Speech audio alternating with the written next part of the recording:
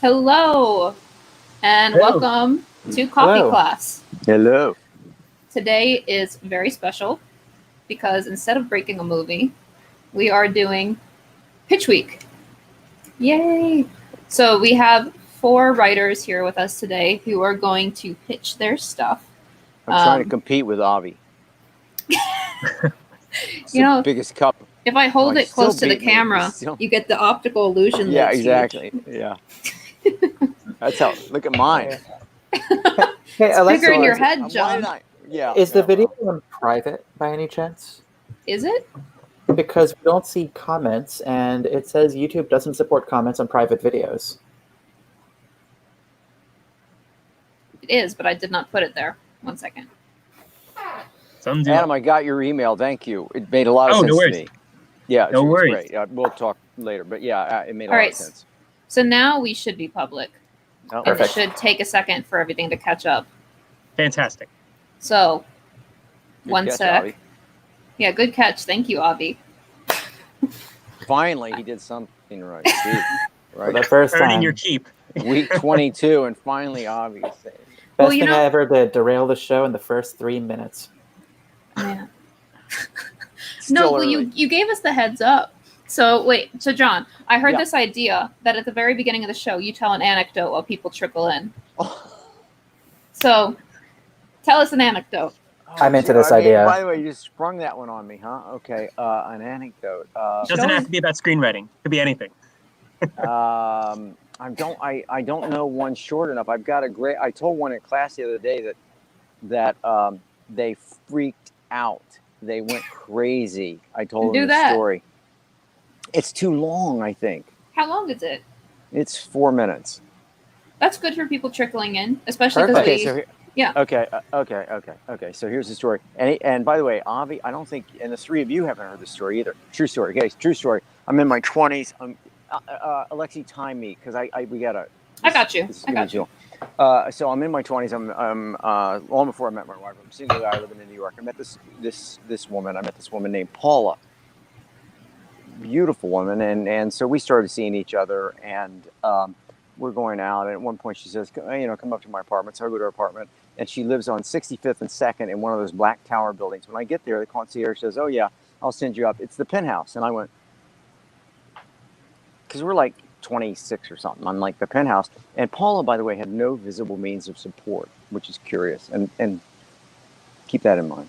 So I kind of thought, there's a boyfriend around here somewhere, but she said, no, that's over. I've moved on. And I said, okay, fine, great. And then subsequently, there would be these times where you go out to dinner or something. She said, I got the car tonight. I'll pick you up in the car. And she would pick me up in a limousine, and we would go out to dinner in a limousine. And then at one point she said, I've taken a house in Weston, Connecticut for the summer. And I'm taking a house. And I, again, no visible means of support. And I thought, okay, that's curious, but I'll go to Weston, Connecticut for the summer, every weekend. And that went well. Anyway, cut to the chases, and again, cut to the chases. One night she comes home with me, and she's in my place. And about 6 a.m., the phone rings, and it's her best friend, Sarah. And Sarah says, oh my God, is Paula there? And I said, yeah, Paula's here. And she says, put her on the phone because her boyfriend is looking for her. She didn't come home last night, and she's not at the house in Weston, and he's freaking out. And I'm like, oh, boyfriend. Okay, fine. Paula on the phone. Paula gets dressed. She freaks out. She runs out of the apartment. She leaves. An hour later, my phone rings, and it's Paula, and she's clearly shaken. And I said, what's up? And she said, some bad shit. And he pushed me around a little bit, but I'm okay. But you should get out of your apartment because I looked at my day book, and he had turned it to the page with your name and address and everything on it. And I think he's coming to find you. So I said, no, really? I mean, I don't really. That's more than I signed on for. And she said, you should get out of your apartment. And I remember this vividly. And this is so long ago, if you can imagine this, before cell phones. And I said, where are you, by the way? Because I can hear traffic in the background. And she said, I came out to the street to a payphone because I know the phones in the apartment are bugged. So I said, okay. So I leave my apartment. I call my buddy and I said, hey, how about breakfast with me? I tell him the story. He goes, holy shit, John, what are you getting yourself into? I said, I don't know. But I'm in my 20s. I'm an idiot, a complete idiot. And about 2 or 3 days later, of course, I start seeing her again. But shortly thereafter, it's kind of fizzling and it's about over. And then the end of the story is one night I go to this party at somebody's apartment in New York. And there are a lot of people there, And I'm talking to someone. And I look across this room. And this guy's staring bullets at me. This guy's staring at me. And I'm like... So I go back to the person I'm talking to. A second later, I look back, and the guy's walking towards me. And he walks up in my face. And he goes, you John Warren? And I said, yeah. And he said, yeah. I think you've been fucking my girlfriend. So I said, and I was an idiot. I mean, I thought I was a macho guy. So I said, who's your girlfriend? And he says, Paula Heil. And I said, uh-huh. And I said, who are you? And he says, Jeffrey Epstein. True story. True story. True story. John. True story. Everyone in the wings' jaw just dropped, by the way. I mean, true story, man. Can I just say, aside from that twist ending, a guy comes up to you and says that he thinks that you're having sex with his girlfriend, and your first response is, which one? I know. I was an asshole. Great, I was really in my 20s. I thought I was a tough guy, you know. I was an idiot. This was in your ponytail phase, right? Yeah. The Mohawk moment. I was still wearing Midwestern shirts like last week. But anyway, hey, look at this. Story. Look at this. Look at that. You got some reactions, John. There you go. Yeah, true. Oh my God. You asked for a story. I did. Wow, I can't even keep up with all. GTFOH mean? What? Get the fuck F out of Oh here. yeah, that's good. I got to remember that. Yeah. Yeah.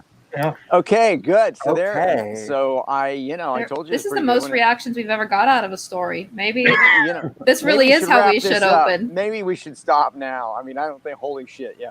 It should be a different surprise name drop every week. Is that pretty good though? Jeffrey, and he looked at me right in the eye. I go, Jeffrey Epstein. Oh Lord. Oh man, that's wild. Good That's story. Good story. Thank you.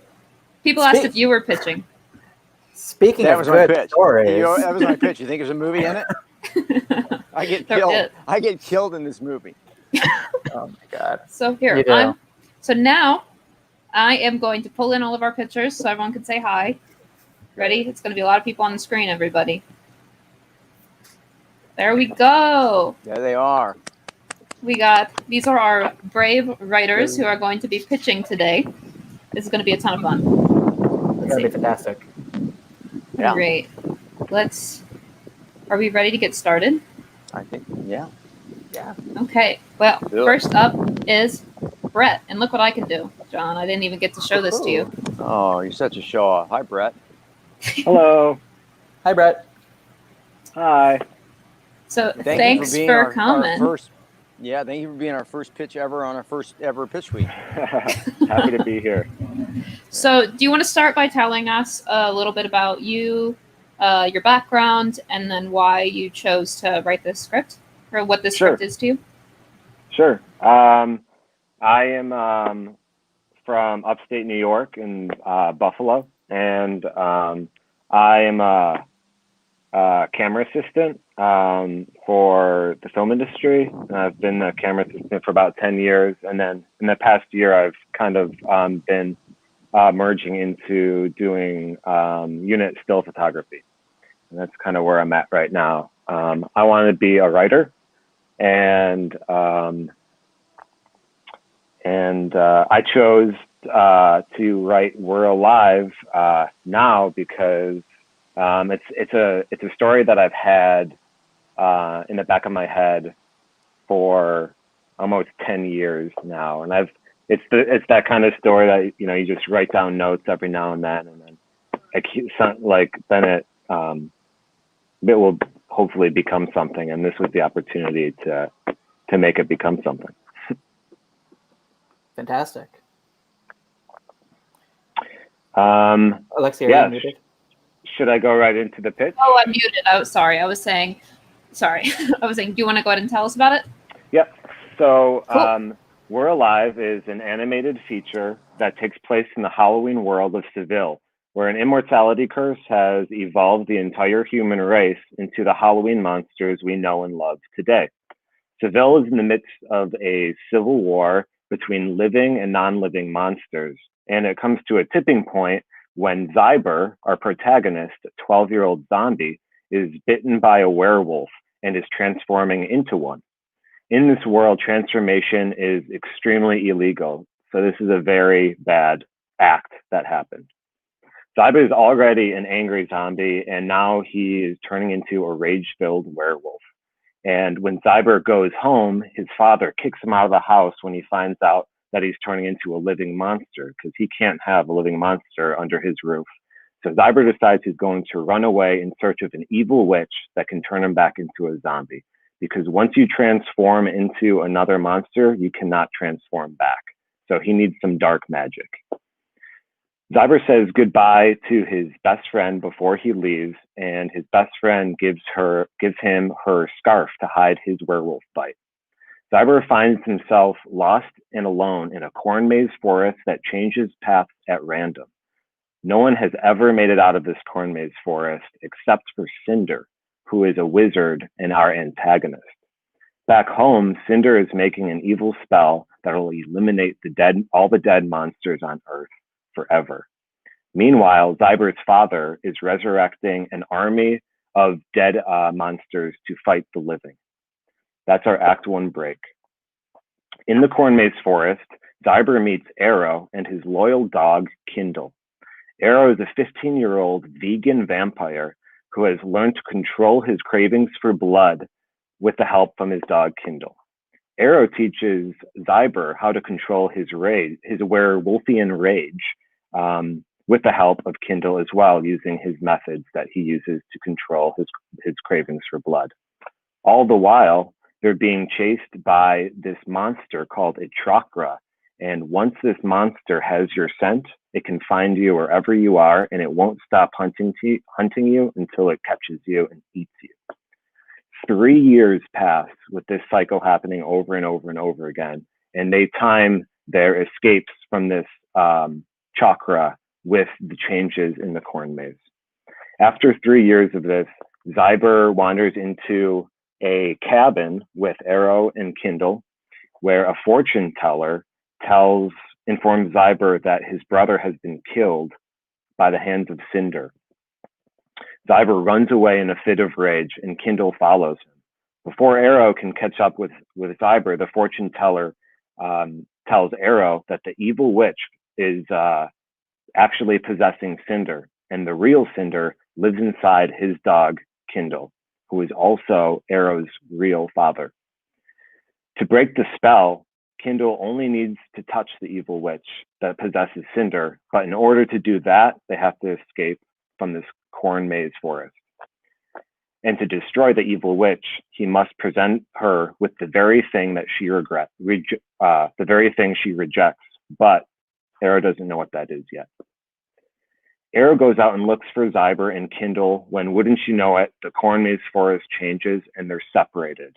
And Arrow has spent his entire life in this forest, never coming across another human being or a zombie. And he doesn't think he's ever going to see Ziber or his dog, who is actually his real father, ever again. Back home, Cinder has developed his evil spell, and he aims to use it that night but he has to be at the right spot, and he has to use it at the right time. Ziber's father has collected an army of dead monsters that outnumbers the living 100 to 1. Back in the corn maze forest, Ziber and Kindle find themselves trapped by a chakra when Ziber gets the bright idea to use the methods Arrow taught him to calm his werewolfian rage to calm the chakra.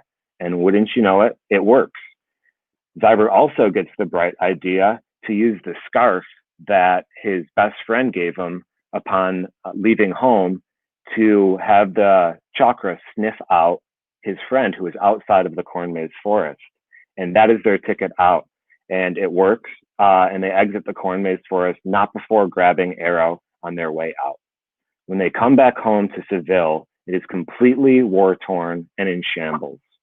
And all of our stories collide in the center of the battlefield where Ziber is reunited with his father, and he is a shell of the zombie that he used to be. He is filled with regret. He's lost his son. He thought he lost his youngest son, and now he's right there before his eyes. And Ziber's dad just wants to go home and be a family.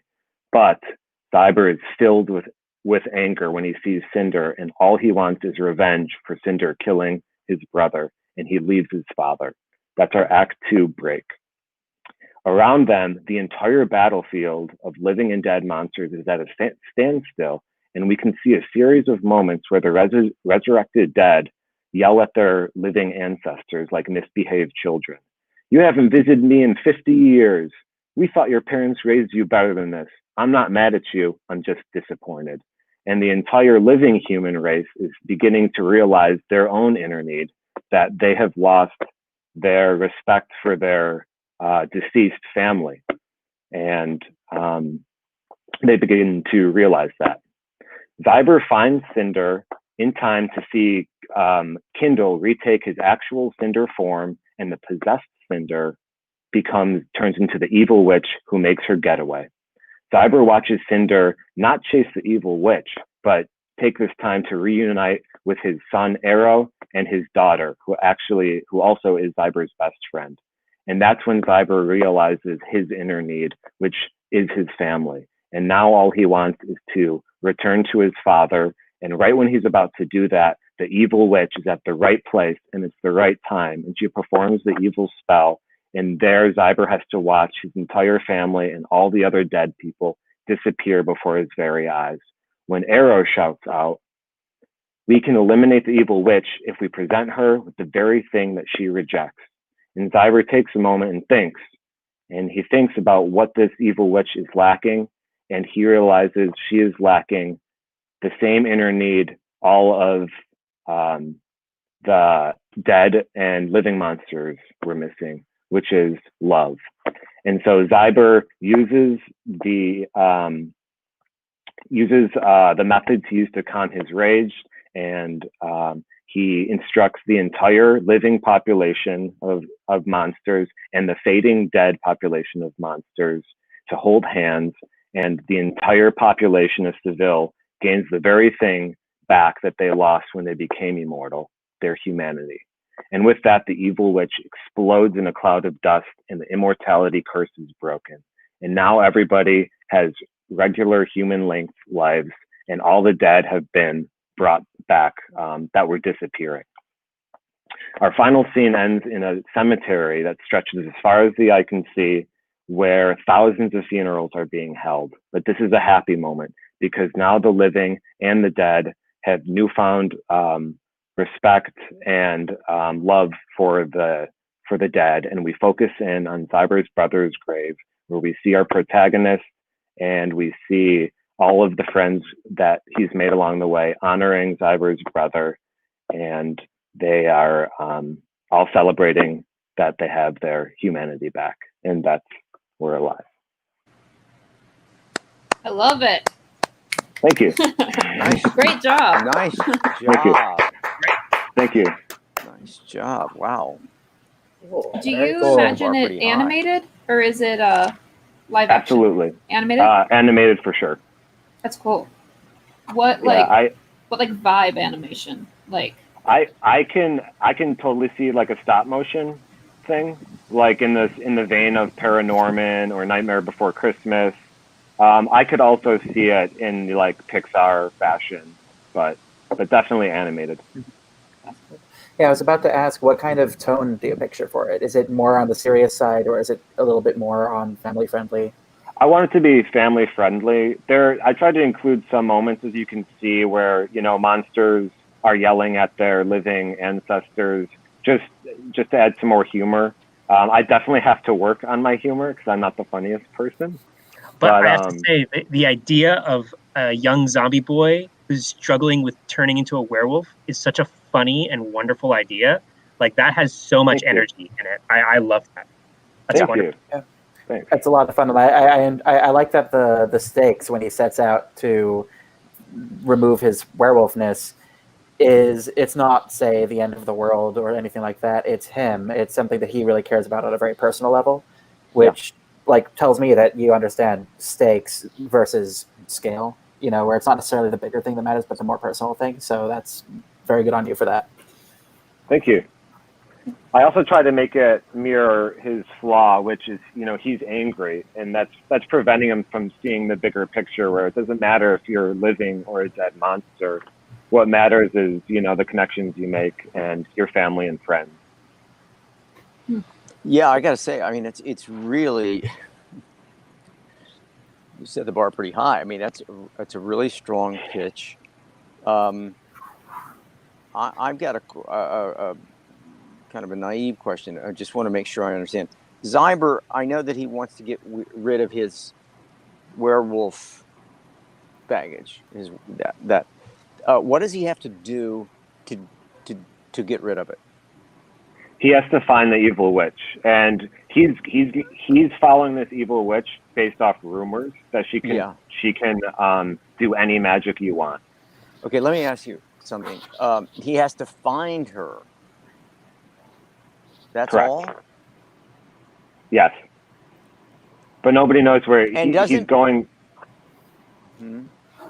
Sort of Wizard of Oz-y, right? Yeah, it's a little Wizard of Oz. But doesn't he also... they do run into each other. I mean, they do, right? Before the third act, or not? Like, no. When you described, I think I picked this up too. It was like the midpoint of the film was when we realized that who she really was, and that she was controlling the bad guy. That seemed like a little early to me, because I feel like John's articulating that, like, okay, the objective is something that should sustain all of Act 2, right, John? Right. Yes. I got the impression that the objective was really that they need the witch to perform this specific spell. Correct.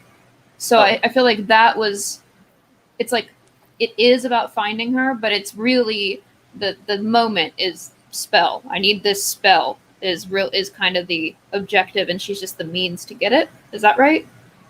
Yeah. And Ziber is in fact chasing the evil witch the entire film, because unbeknownst to him, the evil witch is the person that killed his brother that he finds out at the midpoint. I have a question. Let me back up off Alexie's comment, because I'm still looking. So it's catch witch, and when you catch witch, how do you break the evil spell?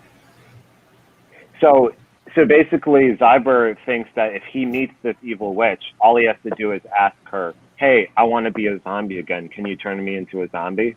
He's totally unprepared for what happens when he finds the witch. It's kind of like a dog chasing a car. He's just going because he knows he wants it, but when he gets there, he doesn't know what he's actually going to do.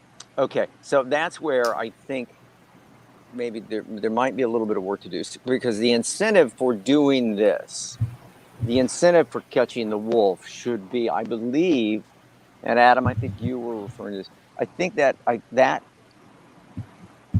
is the objective. And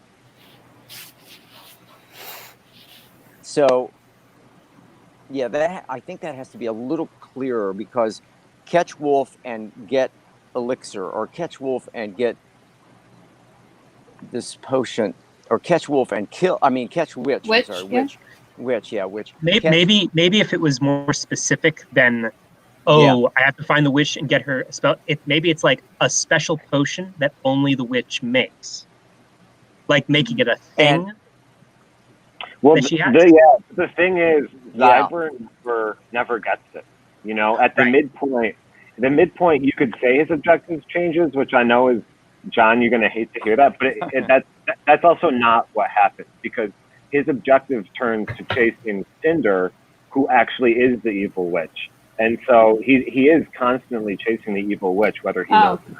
So he's chasing... Whether he knows it. Oh, go ahead, John. Sorry. No, the trick there, or the phrase that jumps out, is whether he knows it or not. See, you don't want your protagonist to be vague about their motivation. I have a question. Yeah. Not to interrupt you, John. I wasn't sure if you were fine, still it's going. fine. No. So, let me know if this is something that I missed, but or if I'm getting this wrong. So they're in the maze for you said 3 years. Correct. Is there how long does Ziber have to get his objective before he can no longer get what he wants? Or does he have essentially forever? He essentially does have forever.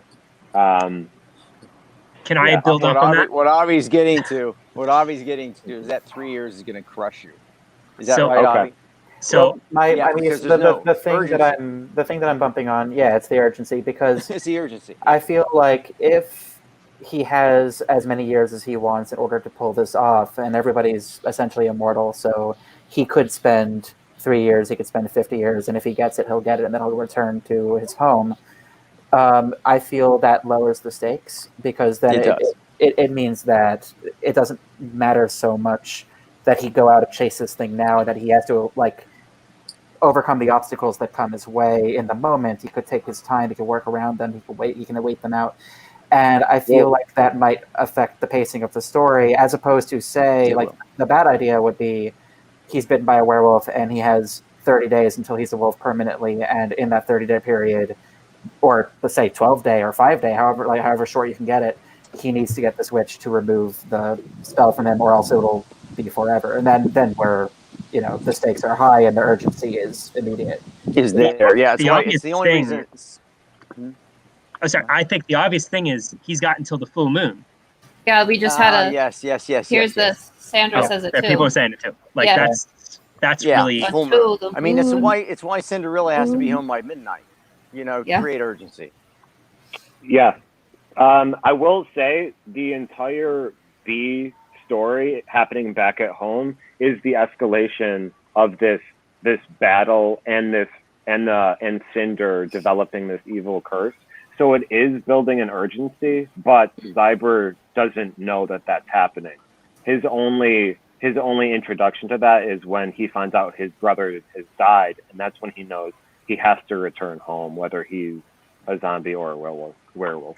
I have a question about that. So the building urgency at home, this cataclysm that's coming, is that directly tied to Ziber's goal of remove the werewolfness, or is it a separate thing? Is it more related to this person's going to wipe out the zombies? And because then I feel like the urgency is on a different story and not a protagonist story, and then I wonder if maybe we're following the wrong protagonist, if that's the case. Okay. Whether he's a werewolf or not does not hinge on what is happening back at home.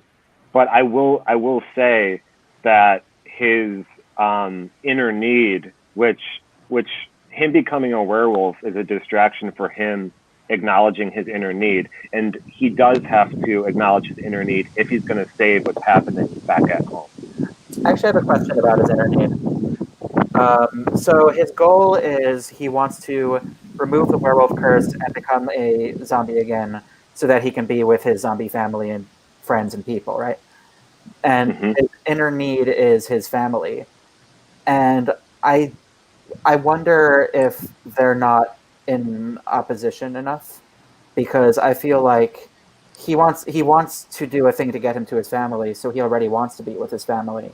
So if that's also his need, then I don't really know if there's room for growth for him. That's right. So that's a great note, Avi, because if he's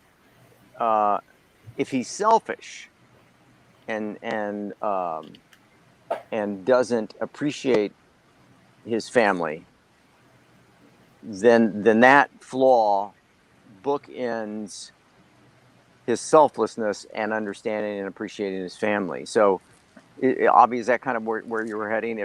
Essentially, I was actually even thinking, if the goal is become a zombie again, because God forbid he be a werewolf, because werewolves and living monsters are the worst, and he can't fathom being a member of that society, then I feel like the arc for him, the inner need for him, is to accept being the living monsters and accept being a living monster, and realize that his family, his prejudices are something that he has to move away from, and his tribalism he has to move away from. And then that's why I feel like we have these kind of two stories in opposition, with regards to, if what we care about is that he needs his family, then I feel like what he wants should be pulling him away from his family. And if what he wants, if we want him to want something that caters to his prejudices, then I think his need is going to have to be to overcome those prejudices, if that makes sense. And Yeah. I guess it kind of comes down to, I think, making the stakes of this objective high. Like, what does he lose if he doesn't get to it? Like, what does he lose if he doesn't get to it now? And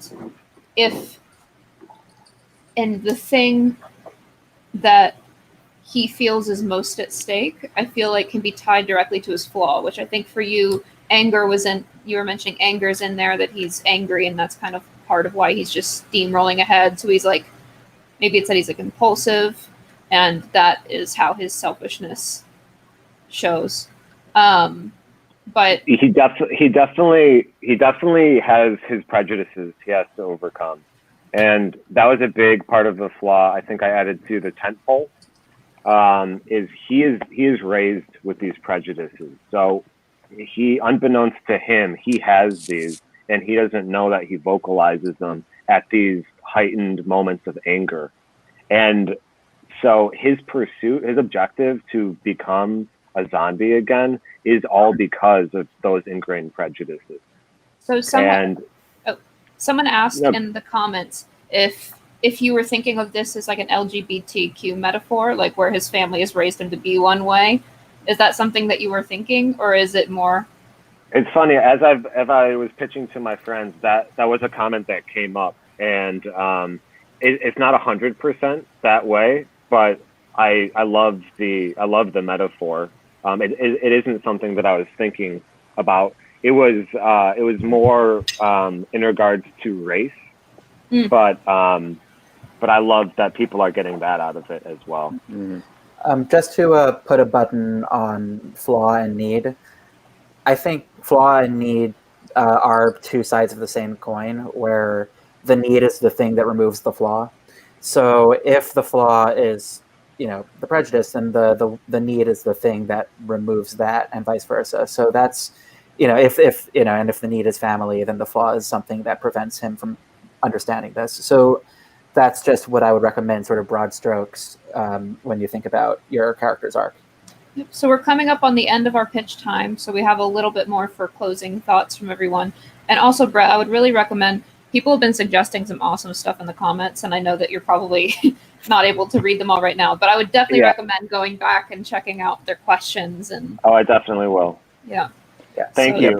Brett, I just wanted to say before this is a really the world building that you've done is really, really strong. Thank you. It's a really good pitch. This is the kind of a piece of material that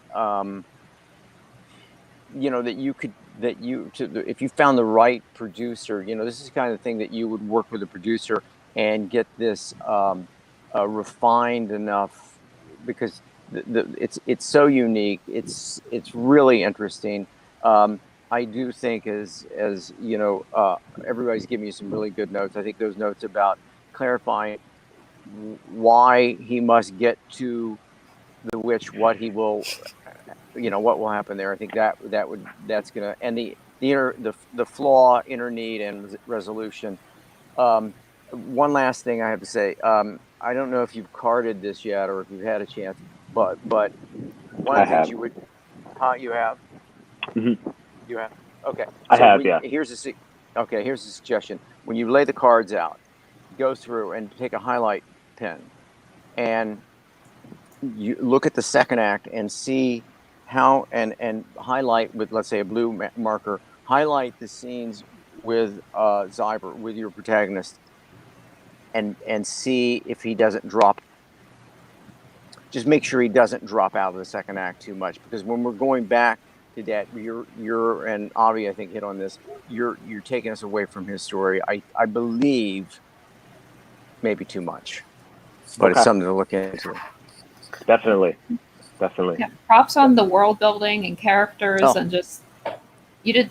I love, like, Adam and I talk about this a lot with world building. It's, you know, the limitations that you put on it are really what make it pop. And I think you did a great job setting that up. And you also did a really good job expressing the backstory to us within, like, the relevant information to give us. It was hard. That is the hardest part. My first run through was 15 minutes. So. Yeah, you did great. Are you gonna write it on spec? Yes. Yeah. These are all scripts that are being done in the feature course, John. This is a great. Yeah, you should. It's a great idea. Thank you. And by the way, just two things. One, I think it's a really cool concept. It's something I haven't seen before, kind of composed of things that we've seen before in a new way. And I think that that's really interesting. And just kind of outside the story, just as a pitch, it's always the most nerve-wracking to go first. And you know, because you're the first one walking to the volcano, like, you're the one who kind of everybody else watches to see, okay, how does this go? And I think you were incredibly calm and solid throughout, and you were clear. And this was a very strongly delivered pitch. Thank you. It's a really good pitch. Thank you so much. What everybody else said, you're great. Thanks, Adam. But my only thing is, I just have one suggestion, and it's really, I would reorder that tension point in the second act. I would really put a ticking clock in there that relates to the protagonist, and I think that'll, like, make everything with the other plot lines seem more intense and, like, emotionally grounded. That's it. I'm definitely gonna work on adding like a time frame before he stays a werewolf forever. I think that was a really great ad, and I totally agree. Yeah. As soon as you say 3 years, you know, alarms go off. But, yeah. Okay. Yeah. Cool. Good. And, good job taking notes too. Yeah, and then why don't we continue? Helpful. Let's continue this conversation too in the Discord, so we can keep chatting about it. And I'm sure that a lot of other writers here have some really good tips for you, and it'd be a great conversation. Yeah, keep us updated on how you develop this. Yeah, absolutely. Excited. Wow, great idea. Well. Sweet. All right. Let's go on. Thank you so much. Thanks, Bye, Brett. Bye, Brett. Brett, thank you. All right. Next up is Kalynn. Kalynn. Oh, yeah, John, apparently. Let's move Kalynn in. Hello. Hi, Kayla. Hi. Hello. Hi, Kaylin. How are we doing? Great. Good. How are you doing? Great. I like your bookshelf in the back. Looks like you got some fun stuff. It's a lot of fun.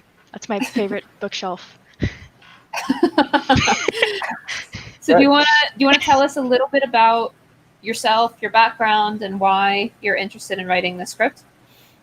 Yes. So obviously my name is Kaylin. I'm from Pennsylvania originally, but I just moved to southern Arizona this year. I've moved across the country 6 times, including this one. I've kind of always wanted to work in film ever since I was really, really little. But it wasn't something that was like a goal until I met my aunt, who's an actress, and I was like, oh, hey, this is actually something that real humans do. So I've been working towards that. I've been self-teaching the last 2 years, art and animation, and now writing, thanks to you guys. That's pretty much everything interesting about me. That's good. Cool. That's awesome. And why are you drawn to this story in particular? So I have always loved sci-fi. So that's kind of my favorite genre. This particular idea came to me in March when I was self-quarantining in an RV alone, and I kind of started imagining that the RV was the inside of a spaceship because I was very bored. But it could have theoretically worked. And then on top of that, I've been really interested in the idea of colonizing Mars.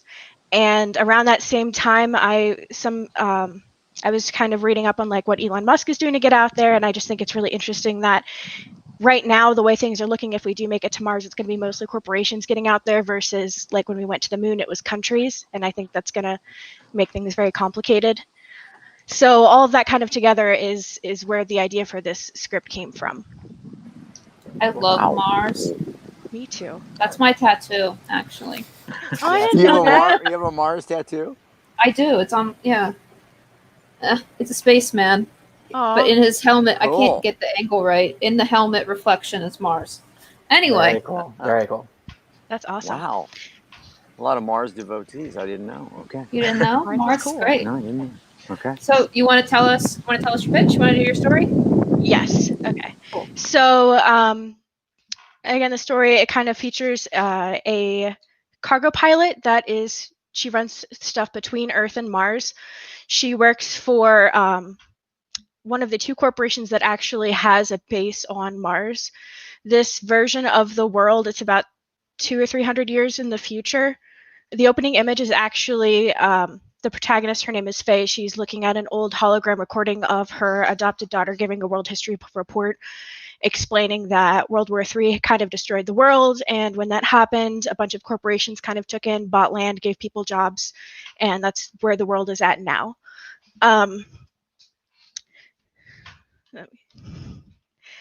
So this run that she's about to do when we first meet her is actually the very last one in her contract before she and her family can move to Mars. So all she has to do is get to Mars and drop this stuff, and then she's done. That's all she wants to do. But after she takes off, she realizes that she has a stowaway on board, and it is a little boy named TOVIO. He tells Faye that his sister is trying to get him to Mars. They can't afford a regular commuter flight for him, so she paid someone to help him hide on a cargo ship. And Faye's first instinct is to turn him back around, because if they find out that she takes someone to Mars illegally, it can void her entire contract, and 16 years worth of work would be voided, and her family would be stranded on Earth. But Tovio's sister contacts Faye and says, I'll offer you a lot of money if you can do this, and I'll get your daughter a scholarship to the college that's on Mars. So she decides to do it. After a few days, they realize that they're running out of fuel, so they have to stop at a mining outpost to refuel. During that time, Tovio starts to get sick, and we find out that he has basically the plague. It's kind of like a zombie-like plague. It's been rampaging on Earth for a few decades, but it is not on Mars. There's a lot of strict quarantine things in effect. And this is the real reason that Tovio's sister wanted to get him to Mars, because she works for a medical research company, and they think they found a cure. During that time, when Tovio gets sick, he throws up on Faye, which eventually is going to transmit the plague to her as well. And somebody at the outpost sees that she has this boy on board and calls back to Earth to let them know. So the chief of security, who's actually a friend of Faye's, immediately leaves on a prison transport to try and intercept her and get the boy before he gets to Mars and infects everybody. Halfway to Mars, they realize that the fuel pod's actually been damaged, which is why they were running out of fuel, and now they're completely out of fuel and they're stranded. So they are waiting for the chief of security, her name is Hai, to meet up with them. And Faye starts to get sicker. Tovio starts to get sicker. He's not able to stay conscious anymore.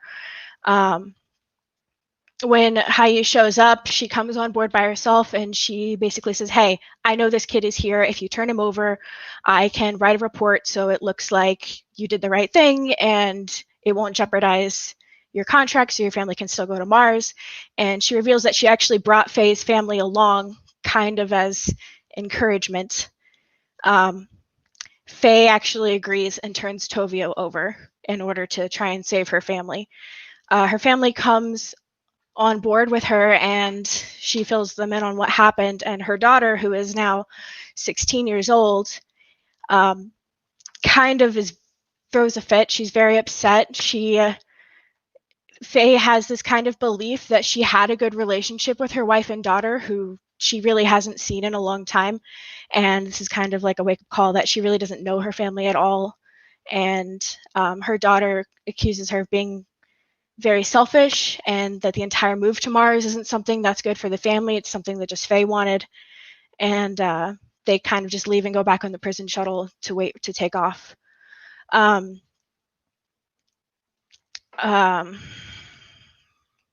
Yeah, so Faye gets sicker as the ship is getting repaired. She's kind of reflecting all this information that her daughter Astra has just given her, and she's realizing that she really hasn't been a good wife or mother at all, and reconnects with them and kind of apologizes and says, you know what, you're right, like this wasn't the right thing to do. So they hatch a plan to break TOVIO back out of the prison transport and try and just make a break to Mars. By the time they get back on board, TOVIO is completely unconscious. He's got a fever. He's starting to show some signs of having the end of the virus, and Faye's too sick to pilot, so she has to actually work and communicate with her daughter so that she can fly the ship instead. Goodness.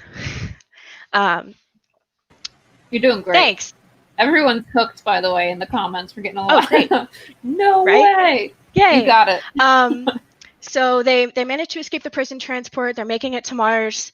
But TOVIO starts entering the end of the cycle of the sickness, and he's basically turned into a zombie. He can't talk, can't really think.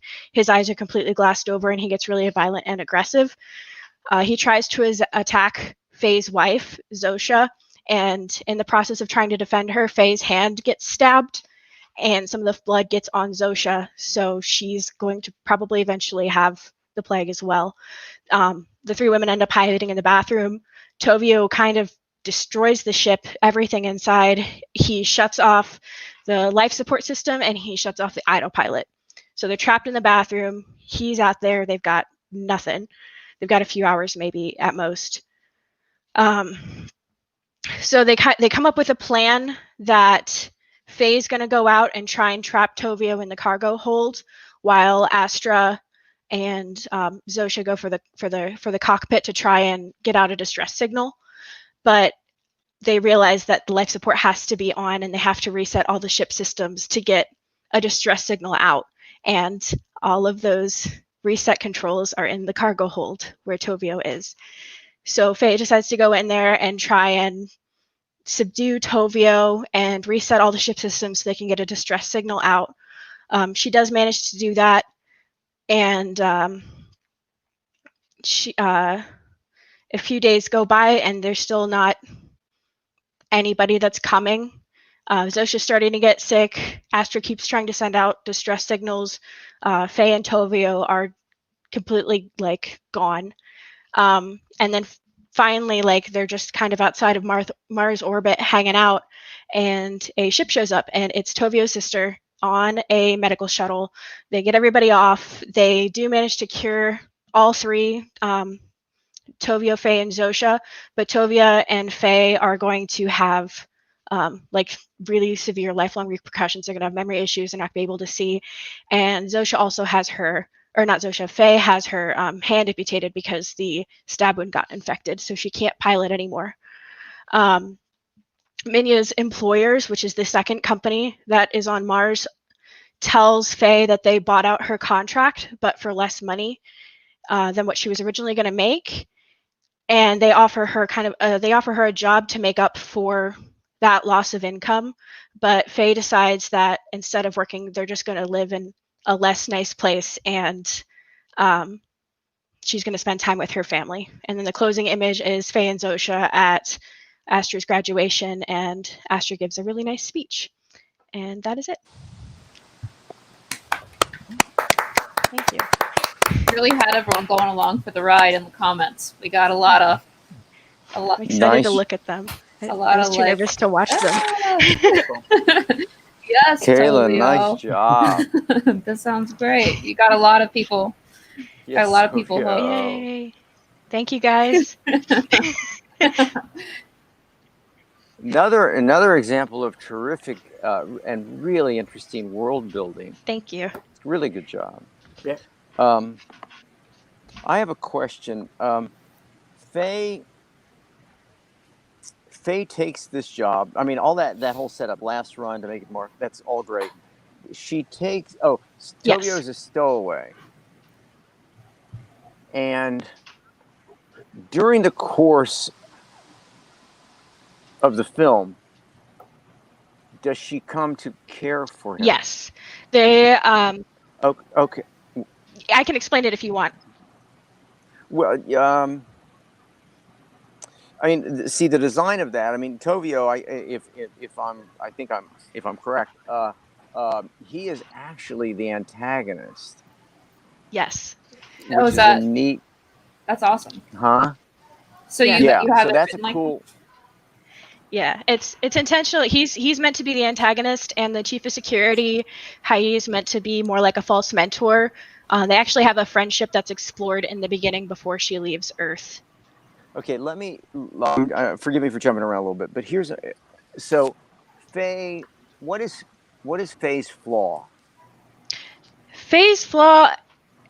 She's a workaholic, kind of with a martyr complex. She thinks Say that that again. she's I'm sorry, you cut out for just sorry. a second. Say that. She's a workaholic with a martyr complex. She thinks that she thinks all this work is in the best interest of her family, but really she's doing it for herself. It's probably closer that she's selfish. That's the vibe But I I got. don't- Was that Yeah, she's really only thinking about herself. Like she doesn't help this kid until she's promised nice things. Well, but And then but just to Can counter I? on that, Here's it. Yeah. You go, Adam. oh, so she's selfish, but she's if that is the case, then it's her own version of selfishness because she's doing it for her family, quote unquote, with a 16-year contract. yeah. Right. So like that's Yeah. information we're told about her before. Like we need. I wonder what John has to say. By the way, for all writers, this is something that I think we all do, and and Kalynn, you might be going a little easy on your protagonist with regards to flaw, and what this is a common something we all do because it's our protagonist, we love them, and so here's a bad idea because you want that emotional journey to really resonate. You want that. So the bad idea. I'm being somewhat facetious here, but if Faye were a mercenary or mercenary-like, she had no soul. Mm-hmm. In fact, this is not a terrible idea.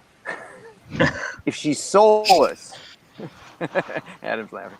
If she's soulless, then you've got somewhere to go.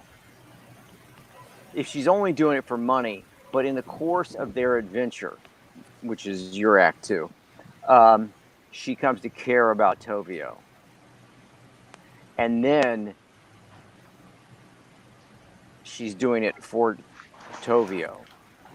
Then you've got something I think that's perhaps might be more evocative, might be more emotional. But don't ever be, and this is kind of, Kalynn, for you, for everybody, don't be afraid of making your protagonist flawed and deeply flawed, because without that, you got nowhere to go on that journey, on that interneed journey. Was your midpoint was your midpoint the plague reveal, or what did you feel the midpoint was? I kind of feel like the midpoint is where the prison transport shows up right before that, because a little bit before that when we realize that Faye has the plague, when she starts throwing up and has visible symptoms.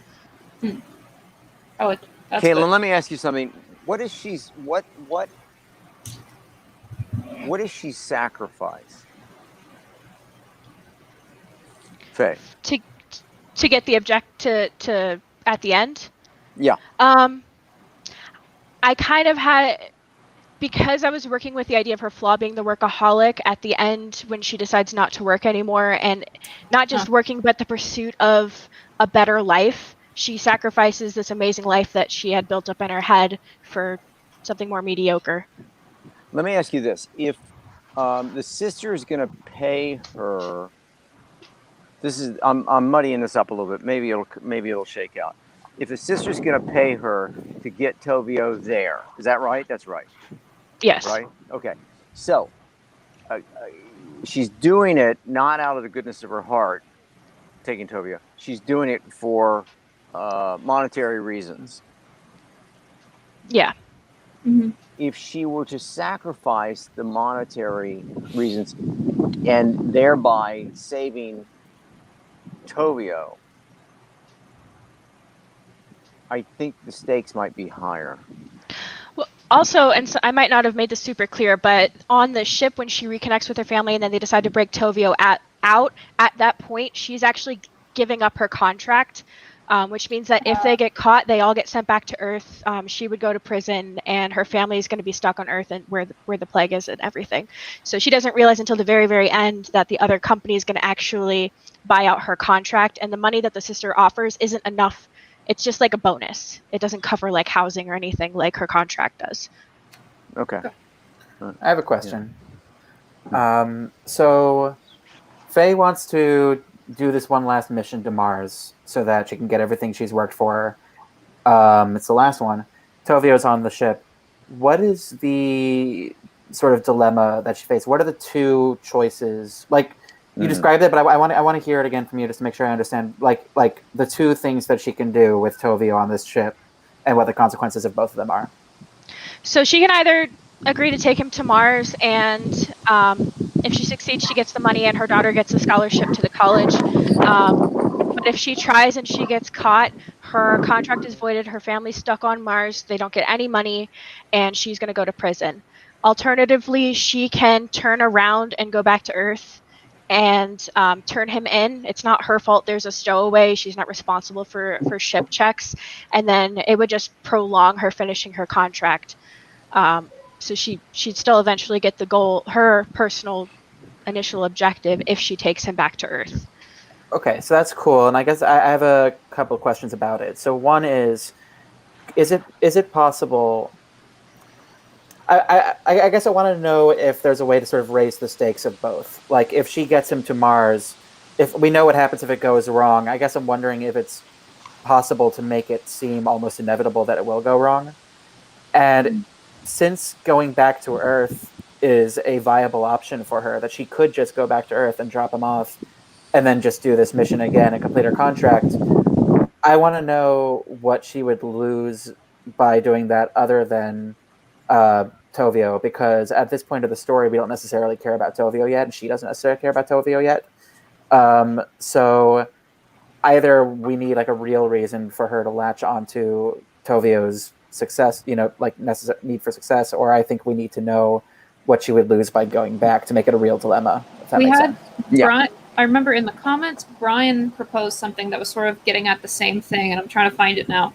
But basically, Brian in the comments was saying, what if she had, just trying to make the draw to help TOVIO stronger. It's like, what if she had lost a child that TOVIO reminded her of? Or like, what if there was something there that was like, this is a personal reason why the option to go with him, to protect him, even though it puts her, a lot of her stuff, like her in jeopardy.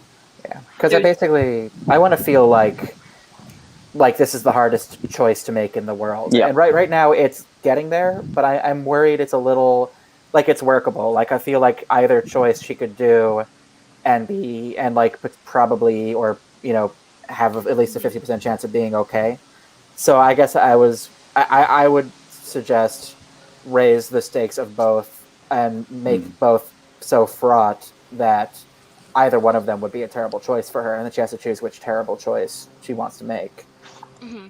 So I have two things. One, I was tossing around the idea of sometime before the midpoint, finding out that the virus has spread to where her wife and daughter live, which would make it add like a more immediate, like she doesn't have time to wait to do another run. She has to finish this particular run.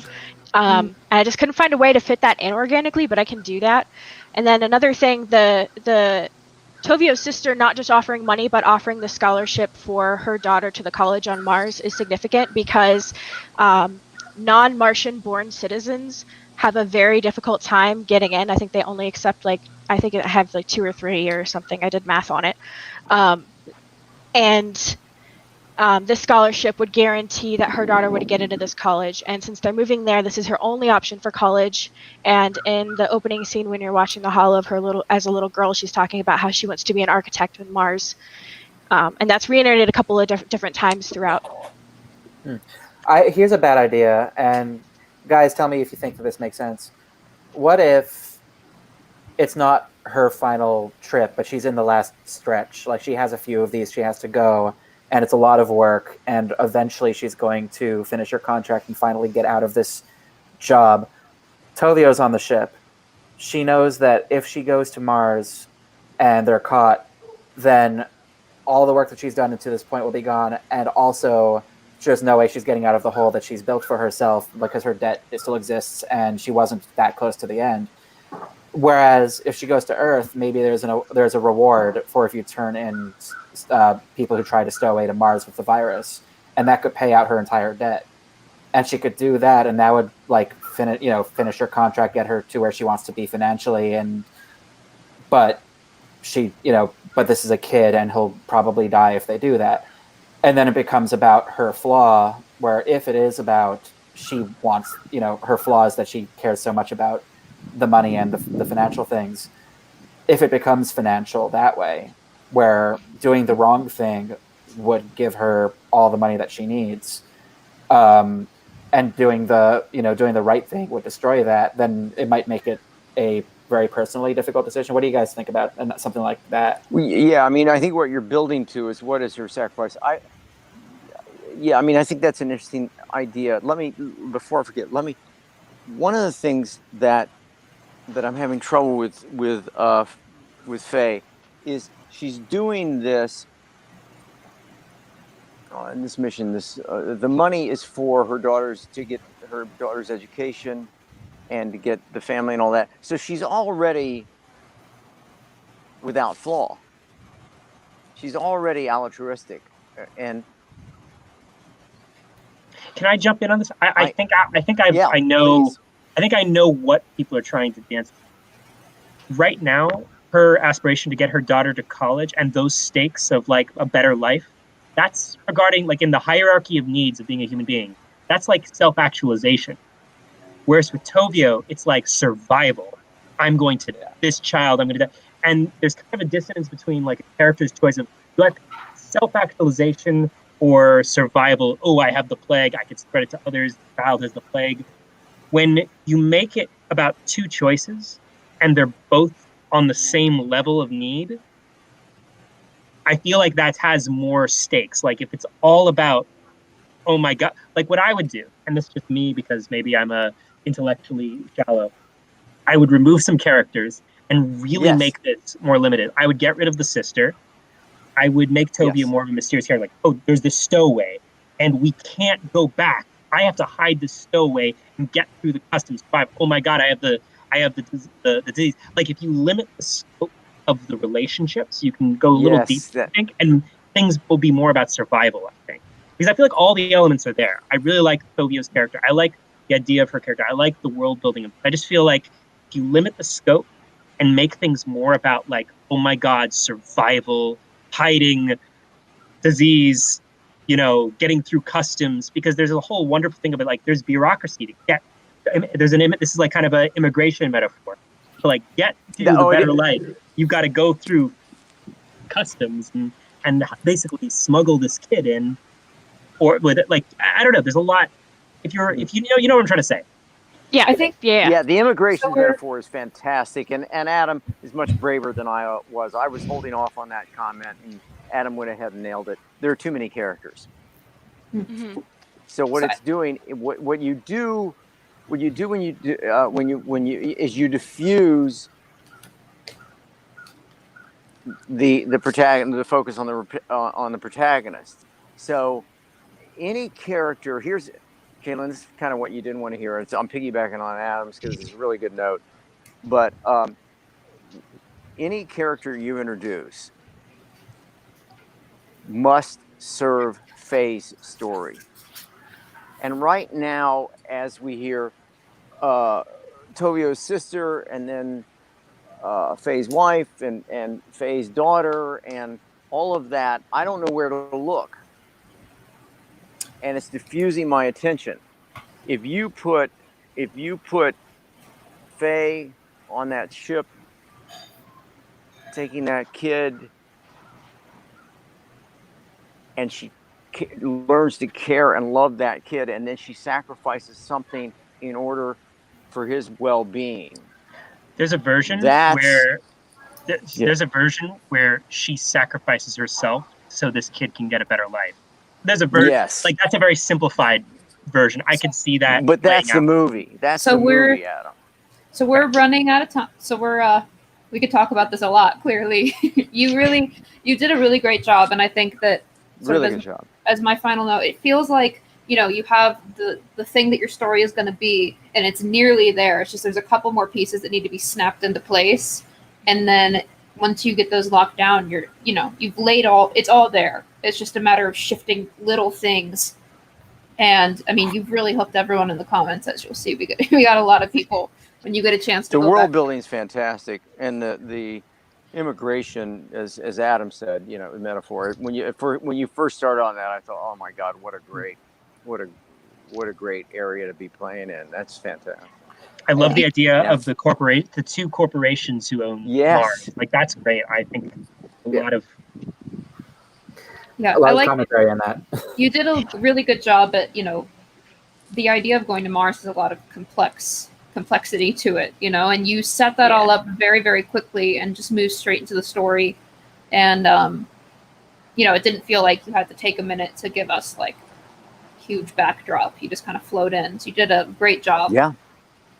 Awesome. So again, I hope it's helpful. I think it's a really cool concept. I was super into it. Great concept. Everybody was super into it, and I want to see this movie. My big note that I would just sort of think about as you go forward is, sort of interrogate all of the major beats and make sure that they are choices that the protagonist has to make, things that they has to do, where the stakes to the choices are incredibly high on both sides, and see how you can tie those into her flaw so that it's constantly testing her flaw through these choices. So that's the main thing, instead of things kind of happening externally to what the protagonist is doing. Okay. Yeah, there's a movie in here. Yes. Yeah. 100%. Yeah. Thank you, guys. Let's continue the conversation on Discord. Yes. Yes. All Absolutely. right. Thanks, Kalynn. Thank you, guys. I appreciate it. Thank you. Thank you. So next up, Me, apparently. yeah, Avi. Avi. Next up is it a horror film or is it a rom-com? Next up is Joe. Hey, Joe. Joe. Hi, Joe. Hey guys, Joe. what's happening? We have the hat backwards. Hey. Now we got the hat forwards. We've come Forward. full circle. A little different. So you want to tell us a little bit about you, your background, and why you want to tell this story? Sure, absolutely. So my name's Joe. I live in Buffalo, New York, and I work as a camera operator and steady camera operator in the film industry. And I've been doing it for like around 6, 7, 8 years. I feel like that just kind of blurs in this industry. A year feels like 70 years. Dog years. And that's what it feels like, yeah. And I think I've always wanted to like become a director. That's kind of my main focus. And I've seen like the way I think a good way to do it is to pave your own path, and writing your own stories, I think, is the way to go. And so in doing so, here I am, writing my own script, trying to pave that path.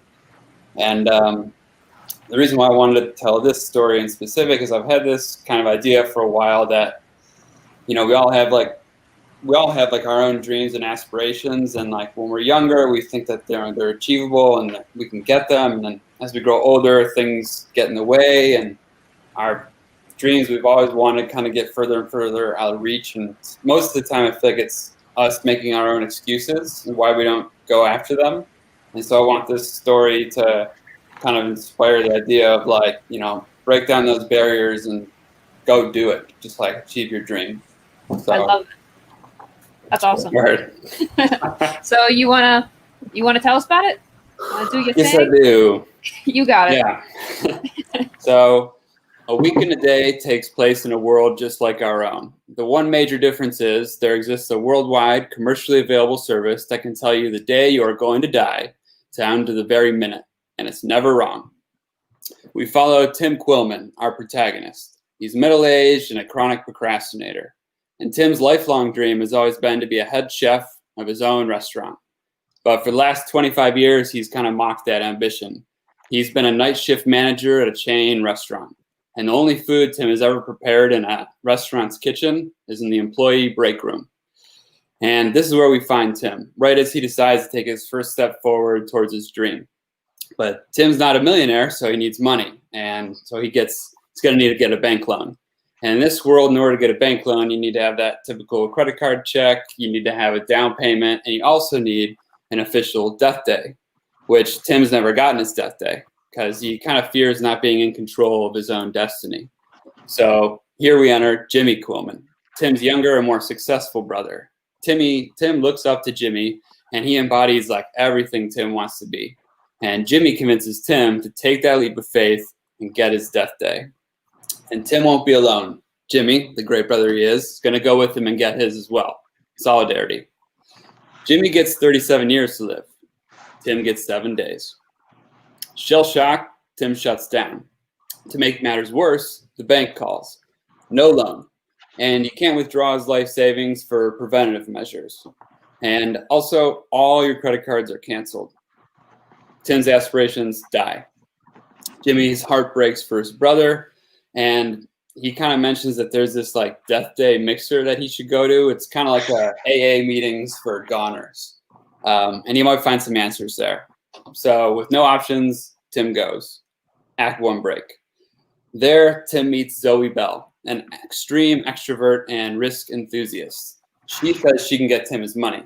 Tim's in, but how? And she says the Death Day Black Market. It's a place where people can go to get their money out when the bank won't let them. Tim's like, that can't be legal. Well, it is. And Zoe takes him to the Death Day Black Market, which just so happens to take place in the back rooms of Tim's favorite restaurant.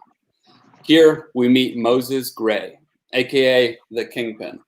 He's a superstitious man who doesn't believe in death days. His office is littered with rare brandy and cognac bottles. He's kind of a collector. And behind his desk is framed his own death day letter that he's unopened. And he keeps it there to remind him that he's the master of his own fate. He kind of explains to Tim how the deal will work. He says, you got to make me the beneficiary and the power of attorney on your will. And in exchange, I get 10% off the top. I also take out all the taxes I'll have to pay later on, but you get the rest of your money and you get it now. Tim's in. I mean, he really has no choice. So, okay. Enter Monty, the Kingpin's muscle. He shows Tim out. He has a thing for Zoe and kind of a short temper. So on their way out, he picks a fight with Tim, thinking he's screwing his girl. Tim manages to like run away, grabs Zoe. They run out of the restaurant. They're running through the streets, and they come up to this drawbridge. And the drawbridge opens. They can't get across. They're cornered. So they have an option. They can either jump off the bridge and into this river, or they could turn around and face Monty with his brass knuckles. Tim whistles out, and Monty comes up, knocks him right out cold. Later on, when Tim wakes up, it's too late to go to his lawyer and get his will documents changed for the day. So him and Zoe spend the night together. Tim cooks, they share their stories, and the spark of something begins. Next day, Tim rushes to his lawyer's office to change his will. He's advised not to. The Kingpin is dangerous, not to be trusted, seedy individual. Tim understands this, but screw that, because this is the only chance he has, so he's going to have to do that. So please change it. The lawyer changes the will docs, and Zoe says, well, we should go celebrate, like you're about to get to your restaurant. So Tim, Zoe, and Jimmy go to a rave. They're kind of big in this death day culture. It's like a do anything, do everything, all the time kind of thing. And it's here where Jimmy finds out that Tim changed his will. And he doesn't approve because he's heard about this Kingpin dude, and he's dangerous, and he's not to be trusted. They start to fight about it. And before too long, with everything that's going on at the rave, Tim's world starts to blur, and he starts to like fade away, and he blacks out. And then when Tim wakes up, he's in a limo with Monty, Zoe, and the Kingpin. They steal his will documents, and the Kingpin reveals Zoe played him this whole time, that Zoe used him to pay off her own debt with the Kingpin. And Zoe feels terrible about this, but she had no choice. And so Tim gets kicked out of this limo, and he's left in the middle of nowhere. So right now he's got no money.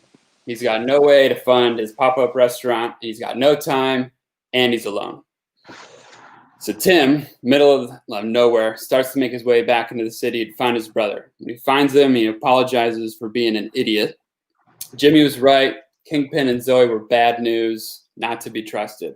And Jimmy's heart breaks for his brother. So he takes Tim into the middle of the city, and he brings him to this building, which is a known popular place for pop-up restaurants. And he's like, Tim, I booked it for you, dude. And he's like, whoa, really?